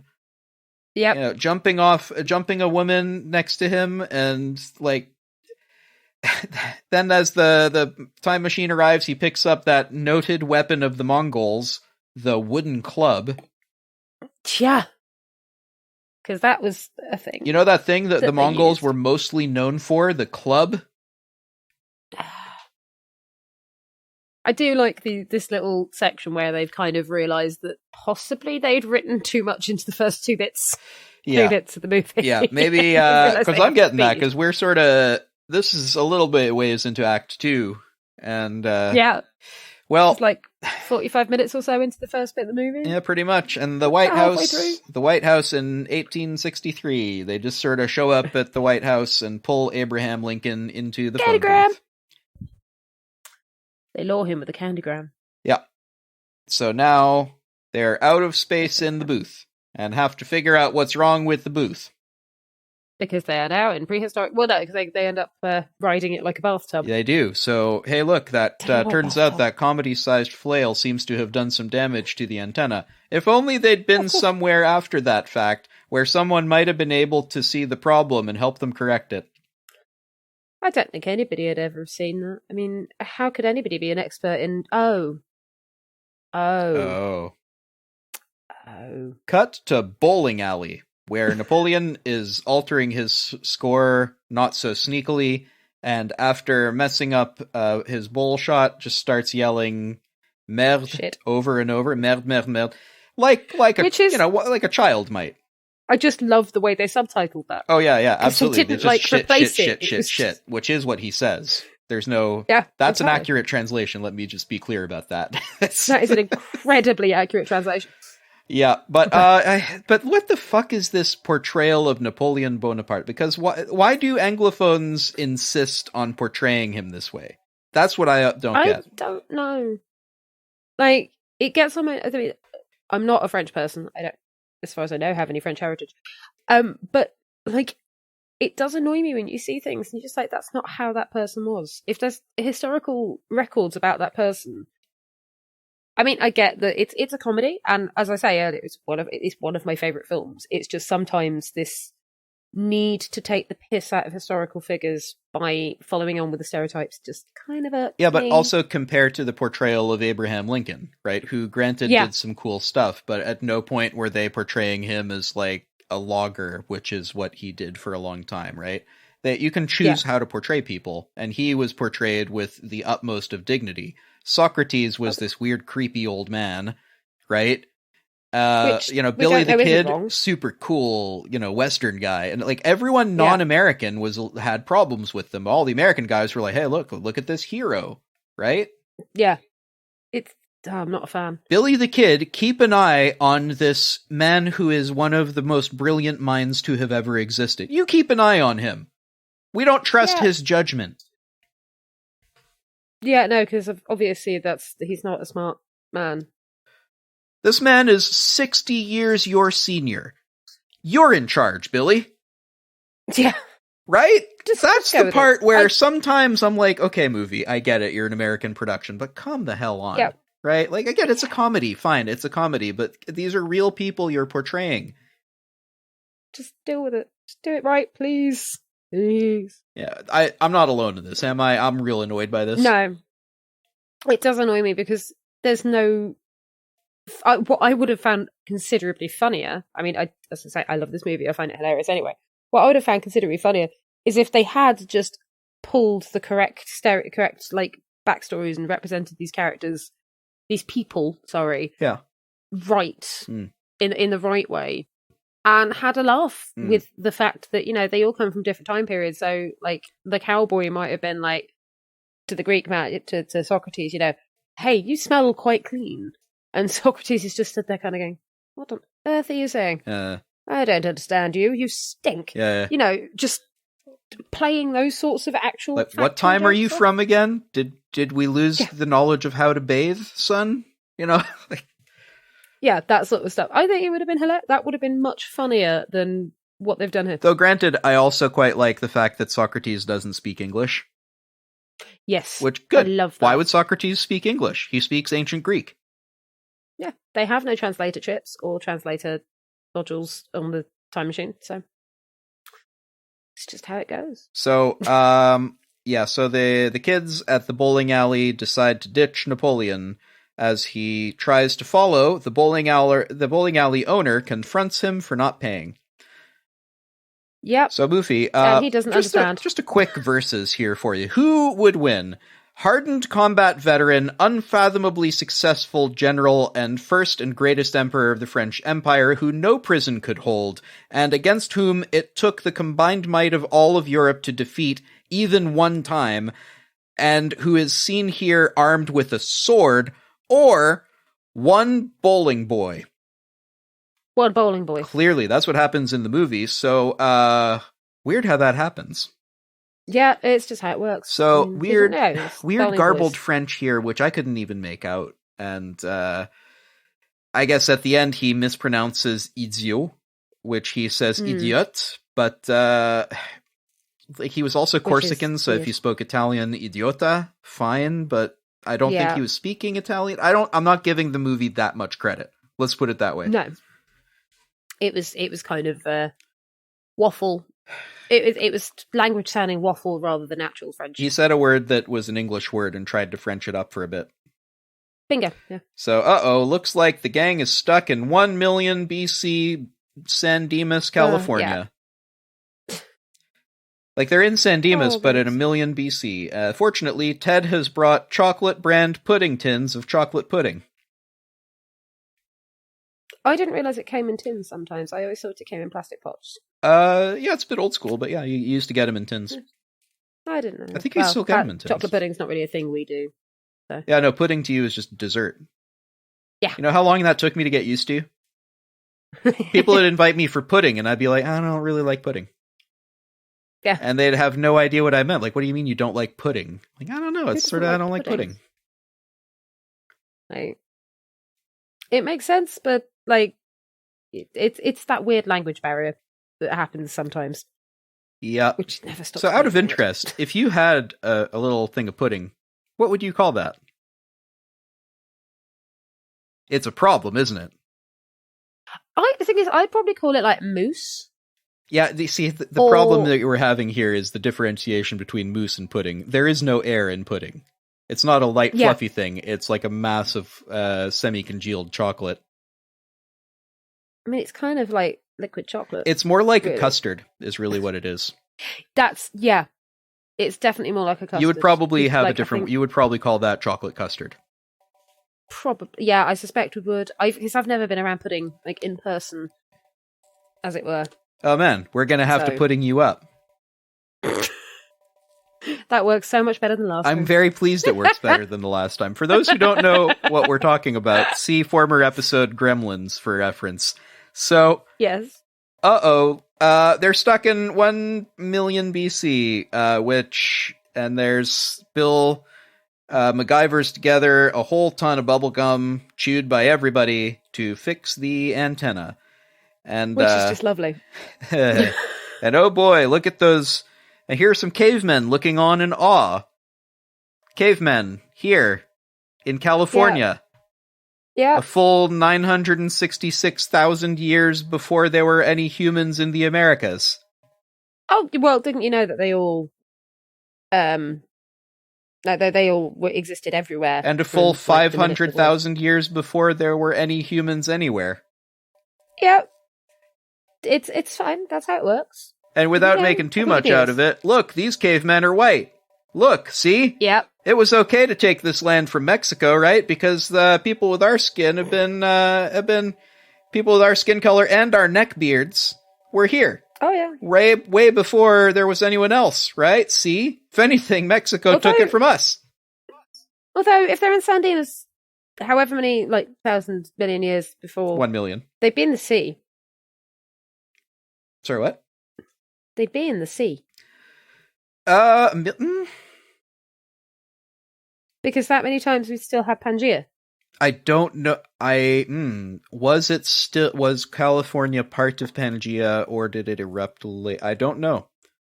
I also don't know where. That's a good question. I'm going to look up a geology book. But yeah, I'm calling this stuff out only because, like, I don't have a serious problem with it. But, like, first of all, it's comedic. It is comedic. I get it. And you need somebody to react to this in this time period. And I get that. So it's convenient. But, like, you could have made it, you could have made it 10,000 years ago. That would have hit. Yeah. And then there could have been cavemen. Yeah.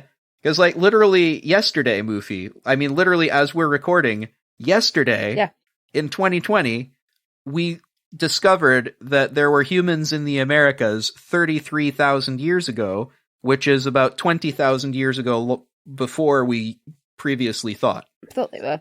Yeah. So, like, that might age the episode a little bit, but, like, literally, it's just so wrong. I was expecting dinosaurs at 1 million, right? Like, I was kind of hoping. Go to a library. It's not that hard. Dinosaurs everywhere. I would have liked to see, the T-Rex from the lot next door reacting to them being there and going, "Oh no!" and running away. Yeah, that would have been great. They could have done that. That would have been bloody hilarious. Borrow the T-Rex from Spielberg. It's their choice. Yeah. Send the runner to ask Spielberg for his T-Rex for the day. Can we just borrow it? Like 5 minutes. What do you mean he said no? Oh. Well, we're going to have to get some cavemen then, aren't we? Oh my god. Better make sure they're not, like, accurate at all. Yeah, don't make them at all accurate. Keep them the way that they are. I mean, at least they had fire, which, again, humans had fire in 1 million BC, 500,000 years before we... I'm making a lot out of this, but, like... You are. I guess I'm a little bothered by it. It is a bit annoying, but it happens. Like, you can't always win. Cut to present day San Dimas. Only it's not now, it's last night. So... Because, yeah. What do we say to ourselves? I don't know, let's go find out. But they already know. They get the whole thing. But they can find out because they haven't said it yet. But they have said... But they heard it. Oh, God. Well, they haven't said it yet. They have heard it from themselves, who said it yesterday. Keep up, would you? Oh, God, don't. I can't! It makes my bread hurt. My bread hurts. So dumb, I love it. So... It makes my bread hurt. They do a door wipe to the end of that same conversation that they had earlier in the film. Thankfully. At the point where they're guessing the number. Yep. Which is 69. Dude. So, looks like 69. They've got plenty of time. Like, at least 10 hours. Oh, yeah, totally, at least 10 hours. But, Ted forgot to wind his watch, though. Of course Ted forgot to wind his watch. So they got, like, 2 hours. That's not good. That's very bad. Yep, and, but... as they leave, and Rufus sends them on their way... They say, conversation made more sense this time. Yeah, just slightly. But it would do. They've now got the great thing of reference. Context. Reference. Context, that's the word. Thank you. I lost my English. That's okay. This movie is losing most of the languages it speaks. Yeah. Cut to tomorrow. Really mean today. I mean present day. I mean to Bill's house, where Missy, Bill's mom, is watering the garden. Yep. And just, again, she is entirely unfazed by the fact that her stepson / old classmate opens this phone booth that has magically appeared behind her with a lot of strange men in it. Yeah. And one strange woman. Who are introduced as Dave Beethoven. Yep. Maxine Ovar. Yeah. And Herman, the kid. Bob, Genghis Khan. Socrates Johnson. Yep. Dennis Frood. And at this point, Ted just sort of gives up and goes, Abraham Lincoln. Yeah. because that's just a normal name. If you're not going to buy any of those other ones, you're not going to buy whatever I'm coming up with this one, so whatever. Yeah. Thanks for... His self-awareness is occasionally excellent. I love his self-awareness. I mean, most sometimes. Excellent. It's just so funny. It's most excellent. So, Okay, boys, soda's in the fridge, but do your chores first. Can't take you to school without doing the chores. What? Is it not a school day? You know that? Is she not? You know that he's not at assignment school that you already? need to hand in today, or you fail. Yeah, do your chores first. Yeah, totally. That makes perfect sense. It's not like wiping the countertop is going to wait. No, I mean, frankly, that house didn't look very dirty, but Yeah, there's a whole That's just my montage opinion. here. which is hilarious. Yeah, it's Like, all in if- fast forward, which is fast forward to comedy. Because that's how you make people laugh. Fast forward is the shortcut to comedy, don't you know? Oh yeah. I wasn't. So- I was waiting for this bit to end, frankly. But maybe if I were younger, I would also Yeah. be like, "That's pretty good." To be honest, I didn't find it funny in the first place. Oh yeah. Like when I remember watching it. I mean, I wasn't obviously. It was sent. It was released like not long after I was born. No, sure, yeah. But like I just don't know. I never found this sort of funny. I don't find this sort of scene very funny in many movies. It's honestly, it's kind of Benny Hill in a way. yeah. And Benny I Hill like was Benny funny. Hill. Benny Hill was funny. He knew what he was doing when he did it, and they did it in a weird, self-aware way, right? Yeah, but like, this is not self-aware. This is just like, hey, you know what's funny? Fast forward. yeah. Why? So Why? anyway, cut to the history presentations already in progress. Oh, because of course. Oh man, so does this ever evoke terrible high school presentations to me? We never had to do this sort of thing, and You never presented to your thankful. class? We had to present to our class, but we didn't have to. Not to like an present auditorium. like that. Yeah, no, not to. No, an no, auditorium. that would let's be clear. If every single person in this auditorium needs to present for like 5 minutes, you're not getting out of there for a minute. No, and his idea that they'd be, what was it, an hour and a half essentially? Because like he said, it was like 1:30 till 3. 1:30 to in the 3:30, audio something thing. like that. Yeah, a couple hours. Like that's if everybody in the auditorium has to have 5 minutes, that is impossible. Yep. So we. Right. Bill and Ted are running out of time, and we know this because there's a shot of the history teacher looking at the clock and then tapping a pencil next to where their names are written down on that piece of paper there. Yeah, gives them a time. No, good 2:45, establishing shots. 1:45. Really good. It's overused maybe, but Yeah. I also don't know how else you establish that. No, there's no way to establish that piece of information without doing an establishing shot like that. So Cut back to the mall, I Happens. guess. They've decided to go to the mall, I guess, where they need Why? to find Napoleon.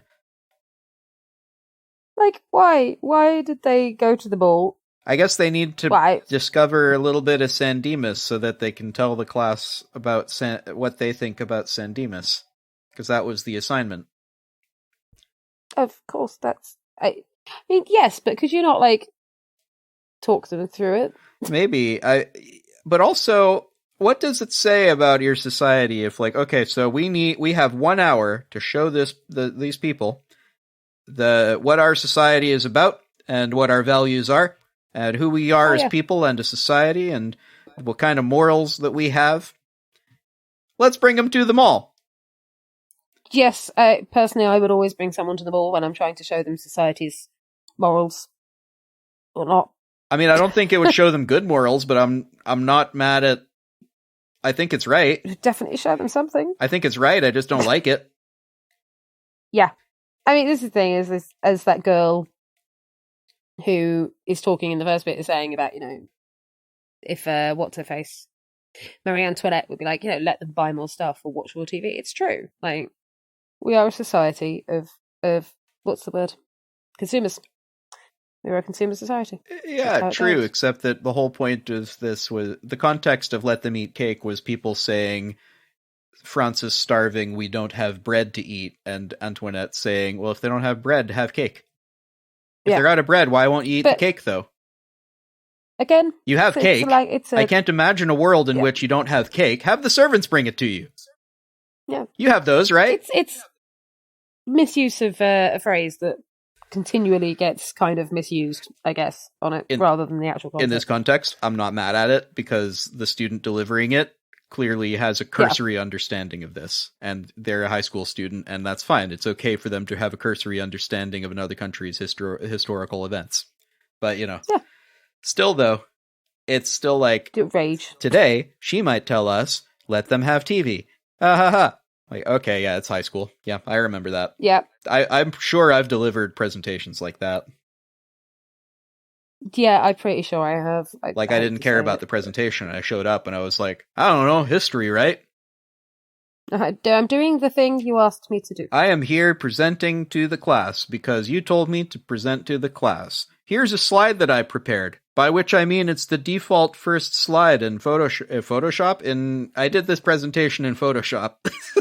PowerPoint. Give me a minute while I draw the next slide. Yeah, sorry, it's going to take me a little while. God. I don't know why that's funny to me. Just because the idea of drawing every slide as you go is kind of easy. Moofie, I think we need to do this. Moofie, I think we need to do this. I'm going to present a presentation, and as I go, you're going to draw the slides that I need to reference for my presentation. Okay, fine. Oh. But do not be surprised when I just draw dicks everywhere. I mean, I feel like you're the artist. You should draw whatever art you want to present. The best of dicks. It was the best of dicks. It was the worst of dicks. The worst of dicks. Oh dear. Cut back to where they're looking for Napoleon. They need to find him. You ditched Napoleon? How could you ditch Napoleon? He was a dick. That was the most... Yeah. This kid has like 2 lines, and he delivers both of them so perfectly. He does. He's so well done, and I love it. I don't know who this guy is. I wonder if he went on to do cool stuff later, but we can look that up later. That's fine. But I guess this particular portrayal, this particular Napoleon, I guess this guy's a bit of a dick. I don't blame the kids for being like, this guy's just doing nothing but yelling and screaming like a child and eating all the ice cream. Which is perfectly valid. Like, I'd get annoyed with that if people were doing it to me, so... Anyway, better find him. So, Moofie, if I were one of the greatest generals in history, if we were stranded in San Dimas for one day, where would we go? Water park. Yeah. We go to the water park named exactly Waterloo. Because that's... Waterloo. Yeah, it's not at all on the nose, is it? If I wanted to. No, not even remotely. So cut to Napoleon sneaking into the water park after the lady who buys 11 children's tickets. Yep. And because that's how many children she had. Why would she buy 11 children's tickets? Why? I don't know. School trip? I hope so. So he has a bathing suit for some reason. Yep. I wouldn't even believe those were his skivvies, so... It might just be his underpants. It could be his skivvies, but, it's a bit weird. Also, he doesn't know what to make of the water slides at the top of them, saying at the top, qu'est-ce que c'est que ça? Which means, what is this? So, the lifeguard decides to push him onto the slide. That's not how that works. Yeah, you're not supposed to do that. What you're supposed to do is say, it's okay, sir. Just stand to the side, and you can take a turn when you're feeling okay. Yeah, not, oh, fuck it, let's just shove you down this hole.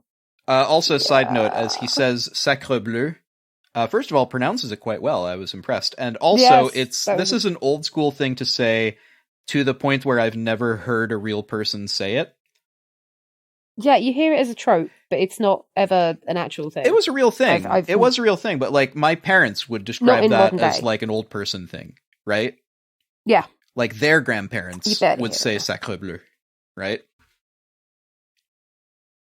I mean, mine were all German, so... Yeah, fair. But it's outdated is all I mean. But also, sacre bleu as a thing Napoleon would have said. Yeah, totally. Entirely understandable, I believe. Yeah, totally. That's a thing they would have said back then. So excited is he after his first taste of water park that he starts just grabbing children on the way up the stairs. Totally. If somebody started grabbing my child in a water park. I guess the 80s were a more innocent time because they'd be like, oh, he's just super enthusiastic and he's not doing anything wrong. I suppose. He's running faster than the children, which is a bit dickish, but we've established that this portrayal of Napoleon is a dick. But then occasionally he's just like grabbing a child by the legs and going like, "Do you see how cool this is?" And I get the enthusiasm, but don't grab the kid, dude. Don't touch the child. Please don't. So, cut back to the mall. So Bill and Ted find him and put a towel around him and bring him back to the mall, much to his consternation. Yeah. Cut to the mall where they come into like an aerobics thing where they say, "Why be flabby when you could be firm and trim?" Because that's a really, what's the word? That's a snappy slogan. You know what women like is men who are firm and slim. Yeah. I like a firm lady. You know, like when I press on her, I don't like any resistance at all. No, when I press her on her, I want lots of resistance, is what I mean. It's the opposite of yielding.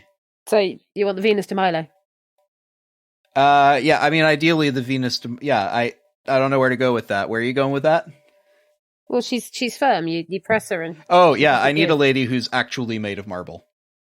Yeah. I mean, I don't blame you. That's what everyone needs, isn't it? I think that's the ideal. Just make a lady out of marble, and I'll...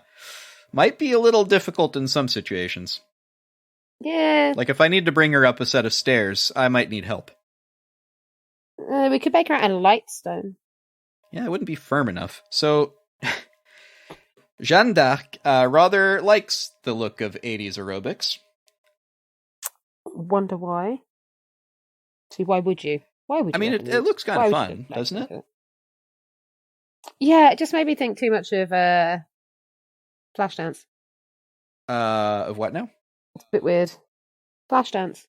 Yeah, saying the title of the thing I haven't seen is not helping me. What is Flashdance?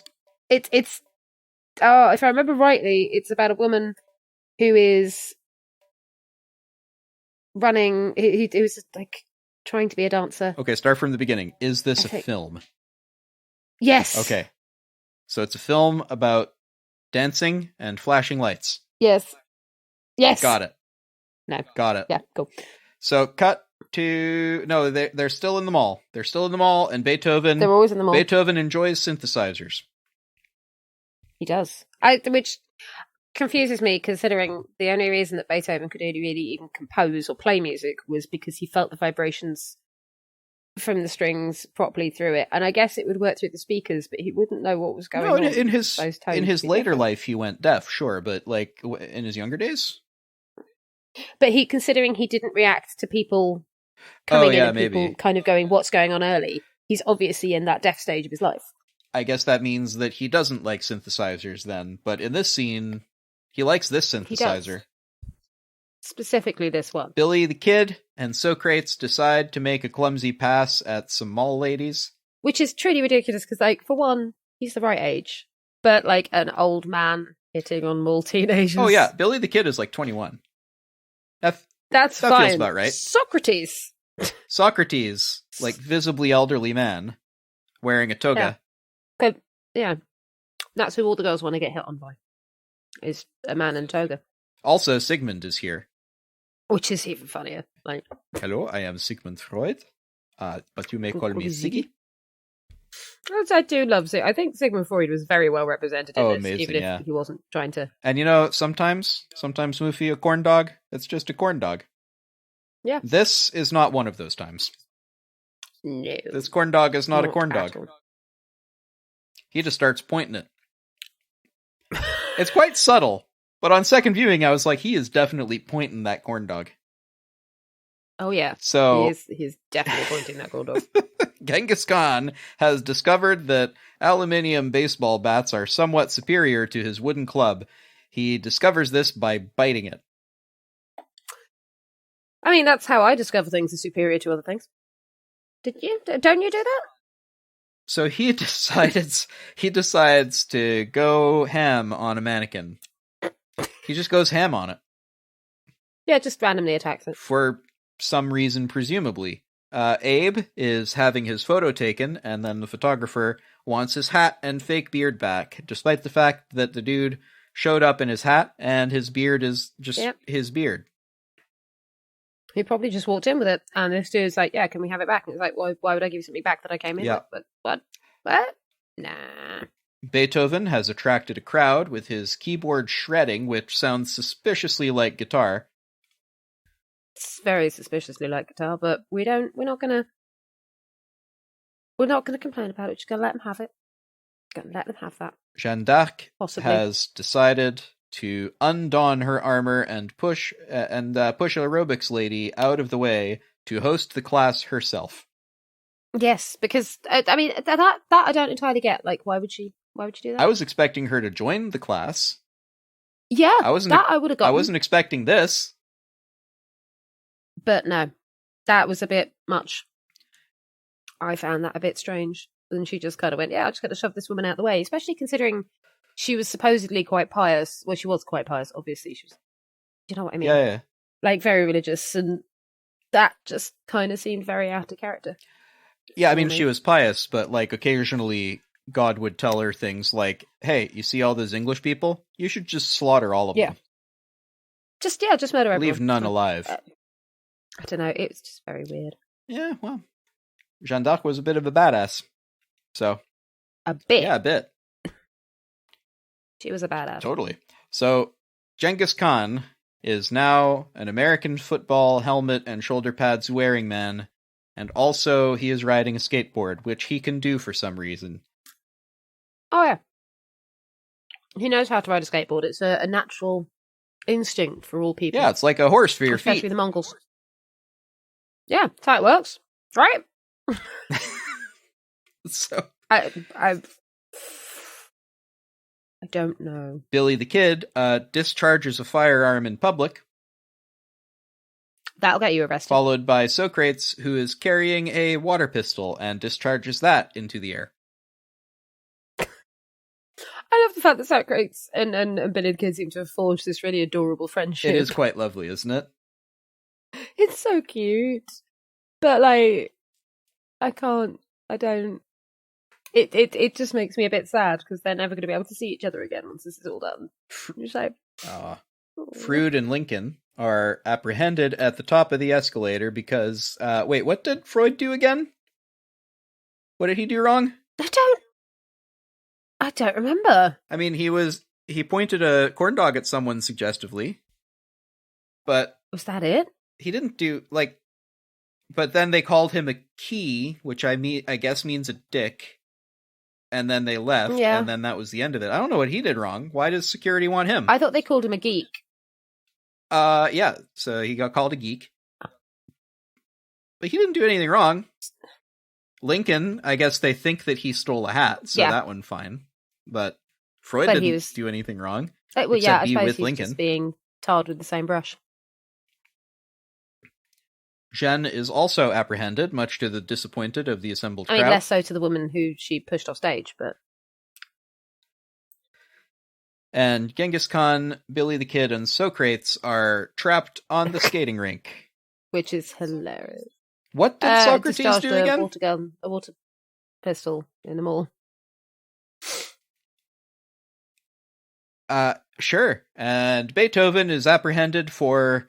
playing too much piano, I guess. Yes, because that makes perfect sense. I am assuming that the guy in the shop was annoyed because he couldn't, because he was taking up all the pianos. I'm guessing. Well, no, I don't know about that, but the salesman there is in shot going, "Get them out of here," or indicating that with the "get them out of here" thumb movement backwards. You know what I'm talking about. Which is just weird. But again, I'm like, if I'm a salesman and this guy has just attracted 50 people to my section, to my store, I'm okay with it. You have to be, like, getting extra free advertising. Extra free foot traffic, yeah. Extra free. Like, why would you complain about this? More people in your shop, that's fine. Let him play. Anyway, maybe maybe this guy just doesn't like people playing the instruments. Maybe. So, cut to the police station, where no one has provided interpreters to the non-English Because speakers. that's how life works. I thought you knew this. We don't provide interpreters to anybody. What's wrong with you? Why would we need to understand what they said? Don't need to understand a word anybody says. If you don't speak English, sorry. There's a policeman there having a tough time dealing with Sigmund Freud, who was, let's remember, a lawyer. Wait, was he? I did not realise that Sigmund Freud was... Yeah, Freud, he was a lawyer. I believe so. I've met his grandson, I don't remember. I mean, he says he is in the film. I thought he was also in real life. Abraham Lincoln, meanwhile, is being extremely cooperative. Yeah. Much to the chagrin of Ted's dad, who I guess we established earlier is the sheriff or police chief. He had planned to study law, from the looks of it. Oh, okay, so he wasn't actually a lawyer. Not that I can see. Oh, fair enough, yeah. Anyway, he's cleverly answering questions with questions. Yeah. Which is both funny. Aggressive and also I shouldn't be here, Jesus. Very funny, though. Why did you had no grounds to arrest me, so I'm going to mess with you for a while. I would. Got no grounds to arrest me? Fuck it. I'm the Prince of Persia. So you claim you're why are you claiming you're Sigmund Freud? And he goes, why are you claiming I'm not? You asked my name and I told you, right? That's his attitude. I haven't lied to you. You're accusing me of lying to you? Tell me about your mother. Would you like a sofa to lie down on? I love it. Just bring this man a sofa. You don't work here. Bring him a sofa. Do not refuse. It'd be even funnier if Billy the Kid were right there and just appeared with a sofa, and they were like, "Where did you even get this?" Billy the Kid can get things. But I also prefer weird comedy, so maybe we are both that's very weird. We do both like weird comedy, which is strange, but how it goes. We got more history presentations. This time by that the ever eloquent this guy. Oh God, that guy. I've noted his entire presentation. I'd really rather not. It's not. I. Everything is different, but the same. Things are more modern than before. Bigger, and yet smaller. It's computers. Send him his high school football rules. The crowd is happy with this. It just amuses me, frankly, because it's just he's so stereotypical fucking football shenanigan bollocks. Football shenanigan bollocks. No. Also yes, football shenanigan bollocks. Also a shirt. I think you'll find. Yeah, that one I will add. Yeah, I agree. That is depressingly familiar. And the history teacher visibly agrees. Yeah. So as Ted, Bill, Missy, Bill's mom, and Napoleon arrive, Missy's job is to guard Napoleon. Bill's mom. Sorry, yeah. Well, anyway, her job is to guard Napoleon. Guess what I thought the first time I saw this was about to happen? Moofie. He was going to hit on the mom? Oh, I thought they were going to fuck right there. No question. Oh, yeah. Because that was a good given. When finally imprisoned on St. Helena, Napoleon spent his time doing stuff like learning how to read English, reading books, and fucking the British commander's wife. Ah, well, you know. So, this is sort of his MO in history, right? Just a little bit. Someone would try to do something to him, he'd fuck their wife and then kill them, right? That was the whole thing that he would do. He was a brutal motherfucker. So that's the ultimate insult. You wronged me, I will fuck your wife. Oh, you captured me, but fuck you still. Yeah. You captured me, but I'm not going to let you win. Yeah, no. Why did it win? I will still have the last laugh. He was a fantastic man. So, he super was. So, talking to Ted's dad isn't going to help here, I guess, because he just wants Ted to go home and pack for Alaska. So, Moofie, they could take his keys, though. They could take his keys, but didn't he lose those keys earlier in the movie? Yeah, 2 days ago. If only they had some sort of a time machine. Oh. To steal them back. Oh, no. Yeah, I suppose. And then hide them somewhere sensible that they could then replace, so they could go and find them. So earlier in this review, I talked about, actually, these guys are quite smart. Their solution is, let's wait until, like, after the presentation, then go back in the time machine, steal the keys, and put them where we can find them. Well, where would we put them? How about right here? Oh, hey, check it out. There's the keys. Yeah. Okay, I have to remember to go to steal the keys. Oh, I guess I did steal my dad's keys. It's just, how did they wrap things up in a time travel movie? I would love to tell you, but, like... This is brilliant. It's just beautiful. Unbelievably smart writing. I love this so much. It's very well done. And the fact that they both say it in such a stoner surfer way, it's like, yeah, that'd work. And then, oh look, there it is. It's just beautiful. Their confidence is quite something, I do have to say. They are just a great pair of characters, and they're played so well by those boys. Like they're played so. Oh, well. I agree. I love them. So time to free some fugitives. Yeah. And how are they going to sneak in though? I don't know, but Moofie, don't you hate it when an otherwise non-stealth game forces you to have a stealth section? Yes. This feels like that. So much. Yep. Like this part here where there's just like, there's a dude walking past them who, like, he can see them. There's no way he can't see them, but he just walks past. Yeah, there. Oh yeah. And then they're just at someone's desk where they read facts that they sent to themselves. The last line of which is duck. And they duck. No, they duck. Which I guess means that they had to replay this section a couple of times. Yeah, I think that's exactly what it is. Is that they failed a couple of times, got caught, and they had to go back. Yeah. So they're just... So jailbreak time, everybody out the window. The one with the iron bars on it. You know the one. Yeah, that one that somehow the iron bars disappear off of. Yeah. But Ted, quickly, remember a trash can that appears over your dad's head somehow. Magically. That's not explained and it confuses me. With the words Wild Stallion, the name of their band, written on it. Yep. Because then nobody would know who dropped that. And sorry, Dad, here's your keys. So back to the auditorium, where the last presentation has just happened and Bill and Ted are late and have failed their class. The next day, Bill goes to military school and the future never happens. Yep. That's it. The end. We're done.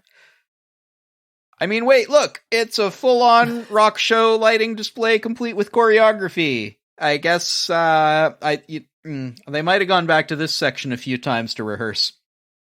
Yeah, they had to have gone back to this section a few times to rehearse. There's no way. Right? That's how I'm reading it. They can just go back in time, rehearse, and go, that sucked. Let's keep doing it until we get an A+. Except time runs normally, so they couldn't have. I don't know, time travel. How does even time travel? Oh. Clearly, all they had to do was use some modern technology. Yeah, I guess. I'm just trying to work out a way in my head that it would be able for them to repeat the process. Modern technology. Just modern technology. You're missing the point, Moofie. Modern technology can do anything, including the things it can't do, including the things that are contrary to the things that it could do before. Oh god, that made my head hurt. That's a poster now. Modern technology. It can do anything, especially the things it can't. Oh god. So for our first act, Billy the Kid will discharge a firearm in an auditorium full of teens, breaking a $1,000 par can in the process, and injuring several people as hot glass rains down on the audience. No one seems to be overly bothered by that, and it concerns me that nobody's actually bothered enough by it. Didn't you realize that 80s teens were fireproof? Are they? Oh, okay. That's what they've established here, I guess. Oh, I didn't realize they were fireproof, but if they are, I will trust your judgment. Don't. I'm lying. I was looking for a joke, Moofie.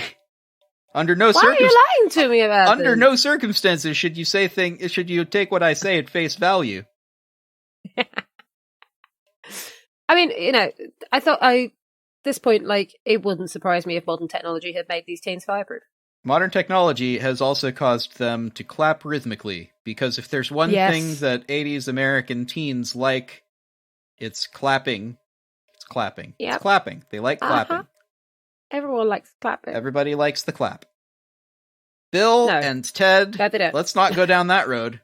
Bill and Ted put on an amazing show. They do.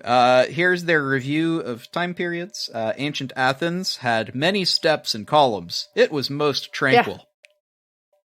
Yeah, that actually, it does sound pretty tranquil. Apart from the fact I hate stairs, but oh well. Socrates, most bodacious man in ancient Greece. He likes baseball. Yes, which I don't blame him for. Like, baseball's pretty cool. And billiards. When did he watch baseball? They had like an hour at a mall. I wonder if they found them on a...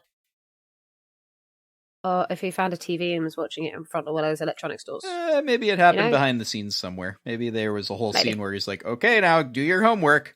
This is called baseball. It's an important thing that Americans do.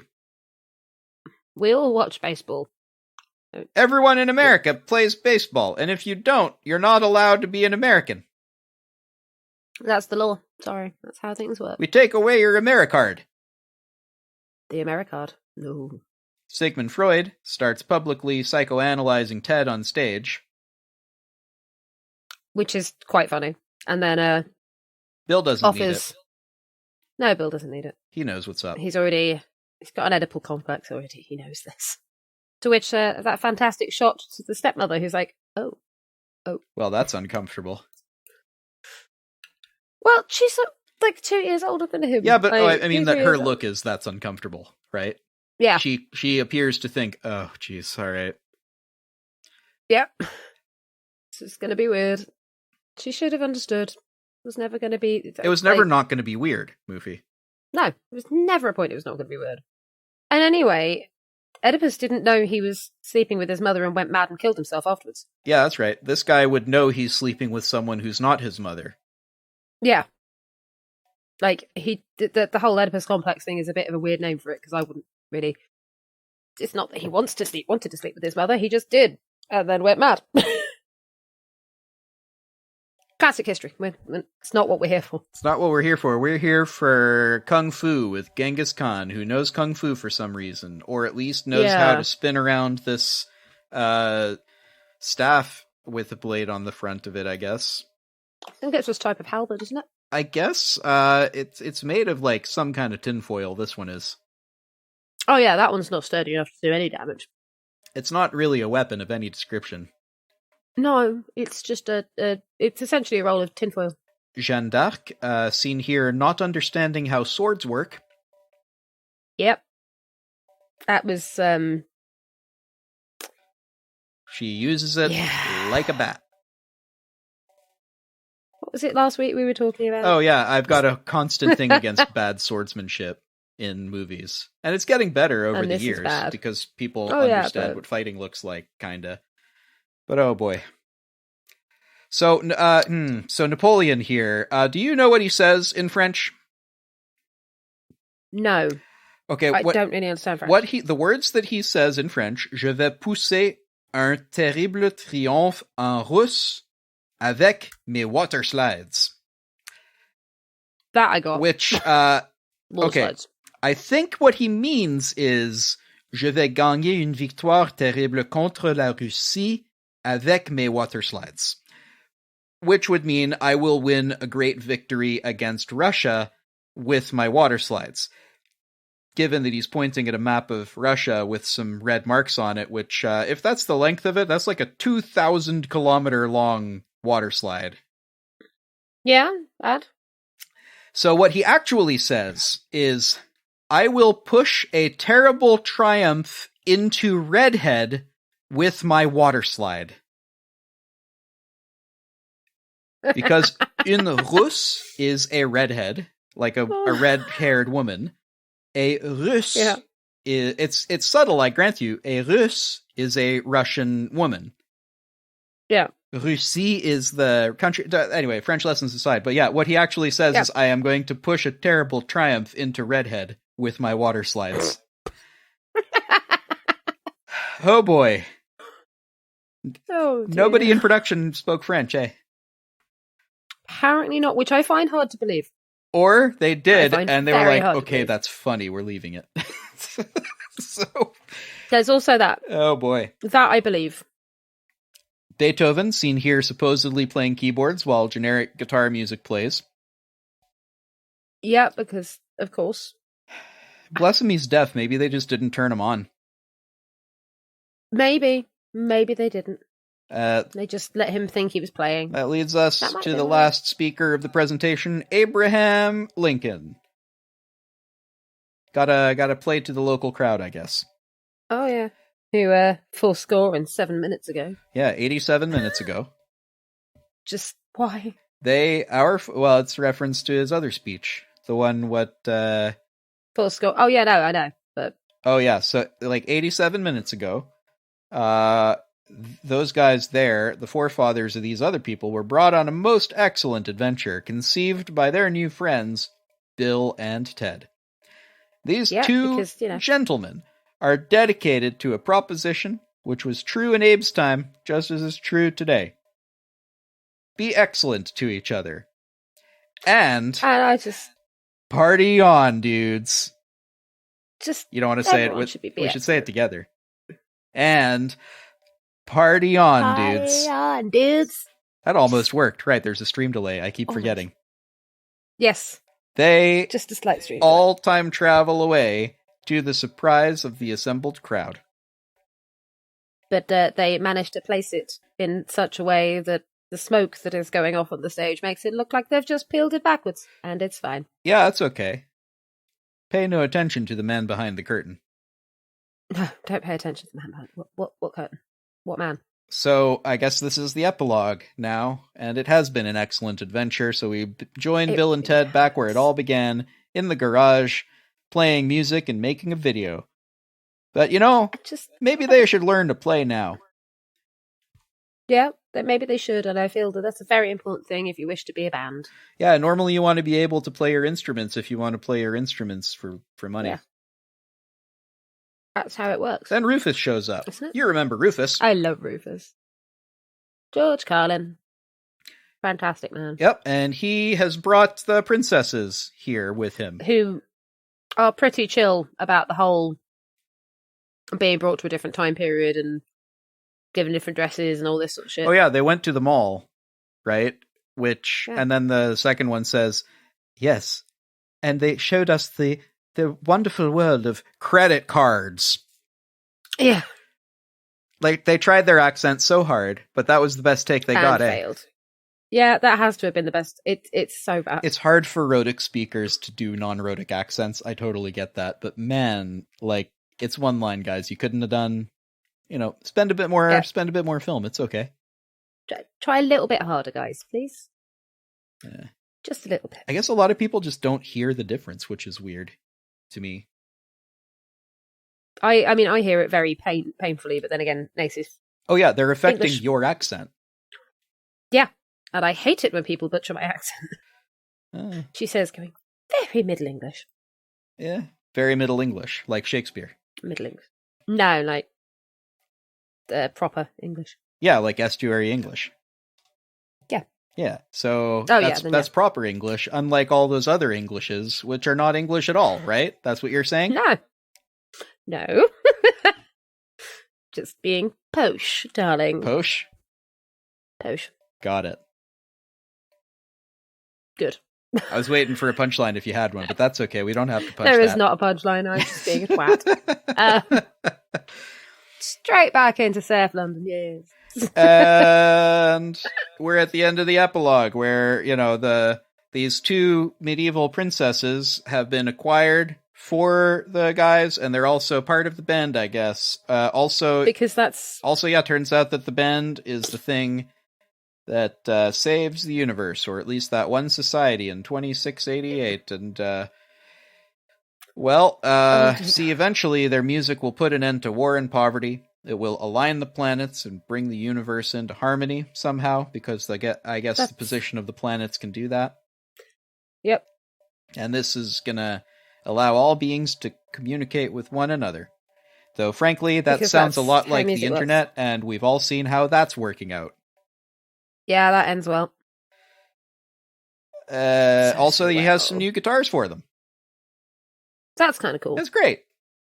They are cool guitars as well. They're not They are pretty damn cool headless guitars. Yeah. I like them. There's a couple of brands of guitar who do that headstockless style where the tuning is at the bridge. Frequently excellent instruments. Yeah. They do look pretty. Yeah. Also, yeah, they look. I mean, they look cool. So I don't play guitar. Rufus decides that he would like to jam with them and also get a signature on his copy of their album for his kids because they're big fans. Because everyone in his society are big fans. And of course, everyone in society is big fans. They're the ones who saved the world. Nobody is permitted to have additional music tastes. Nope. That's the only one that you're allowed to have. No, you're allowed one. That's it. So he decides to shred like a crazy man on the guitar.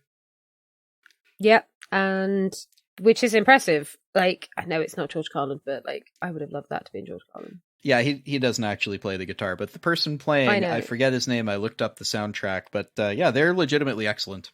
Really, really very good. Oh yeah, they are most excellent. And so has been this most excellent of adventures, Moofie. Oh, what do you think though? This was so dumb. This was so dumb. I know. Moofie. I was about to say, I was getting texts from you when you were watching this for the first time, just going, this is so dumb. Oh God, I'm pretty sure it was the mall scene where they're like, okay guys, Sears is over here. And I just went, no, I'm out, no. But you know, look, it's funny, it's clever, it's silly. I love it. It's so good. I enjoyed my time with this movie. Both times I watched it were really fun. The problem I always have with comedy movies is I don't know how to make jokes that are funnier than theirs, but I hope I've made that is the problem. Good observations about stuff. I guess I'm annoyed when people make fun of the French for being French. But I'm actually looking forward to the new one now, because I guess there's a new one coming out this year. There's also Bogus Adventure, which is there's another one again. This one, yeah. There's the sequel to this directly, and then the next one. Did you just hear Alexa in the background? No. I'm glad. Me too. Because she, for some reason, decided to listen. Oh. Wait, are we on speakers? No. Alexa, turn on the lights. I don't have that on my Alexa. Alexa, I belay that order. I can make her sound like a Stargate, though. Really? That's hilarious. Yeah, there's a Stargate one, and a Star Trek Enterprise engine room, which is very cool. That's pretty good. I'm a sad human being. What was I saying? That was a good movie. Yeah. That was all right. I was pretty happy with it. I'm calling that like I enjoyed it, but I had some problems just based on, you make fun of my culture, I'm going to be like, all right. Oh yeah, I don't like being the guy being made fun of. No, nobody likes being the guy being made fun of at all, and I entirely get that. I guess that's why I like absurdist comedy, because clearly, if you're making fun of a guy for having laser eyes, the guy, you can't make fun of a guy for a stupid reason. You know what I mean? No. Just, if you're going to make fun of someone, do make fun of them for something that's not serious. I guess that's what I mean, yeah. I think that's why a lot of American comedy in particular I find a bit troubling. Like, everyone says, oh man, you really like not the Archers, sorry, Archer, the comedy TV show. And I hate it because it feels mean. It feels like the joke is that, oh hey, this guy's awful, and all he did is try to help. Yeah. I go, what? It's so mean. I don't like mean comedy. This isn't mean. I like the fact that this is kind-hearted, even if the depictions are weird. I like the fact that there are so many cool figures in here, though I hope that people who see this also look up people like Genghis Khan and go like, oh, that guy was not exactly as portrayed there. That's interesting. No, but it's definitely different. I don't know how many people do, though. Probably not many. Yeah. Like, it's a problem. People just accept what they're given in TV shows now and movies and all this sort of stuff and don't go and do any research. I mean, maybe less now, but this was the 80s. Even there was very unlikely to do any of that. This feels like a weirdly serious episode, all told. It's gone very, very serious very quickly. Should we ask again? I don't know. I'm super tired though, and I'm going through a tunnel maybe, and I'm losing reception probably. Possible. Is that how we're going to frame the end of this one? We could frame it that way. We could frame Except it. I think we won't. Thank you for listening to One for Paul. If you have suggestions for future One for Pauls, ask me if I've seen your favorite movie on Twitter at One for Paul. And maybe I haven't, and I'll add it to the list. There's a long list. And if you'd like to help support the show, come join us on patreon.com/oneforpaul. It can at least buy us a cup of tea or coffee. That would be really nice of you. Thank you. It's very sweet. Bye, guys. Bye. Thank you again for listening to One for Paul. You can find us on social media and keep up to date on what we are doing behind the scenes. We're on Facebook and Twitter at One for Paul. You wronged me. I will fuck your wife. That's facts and stuff.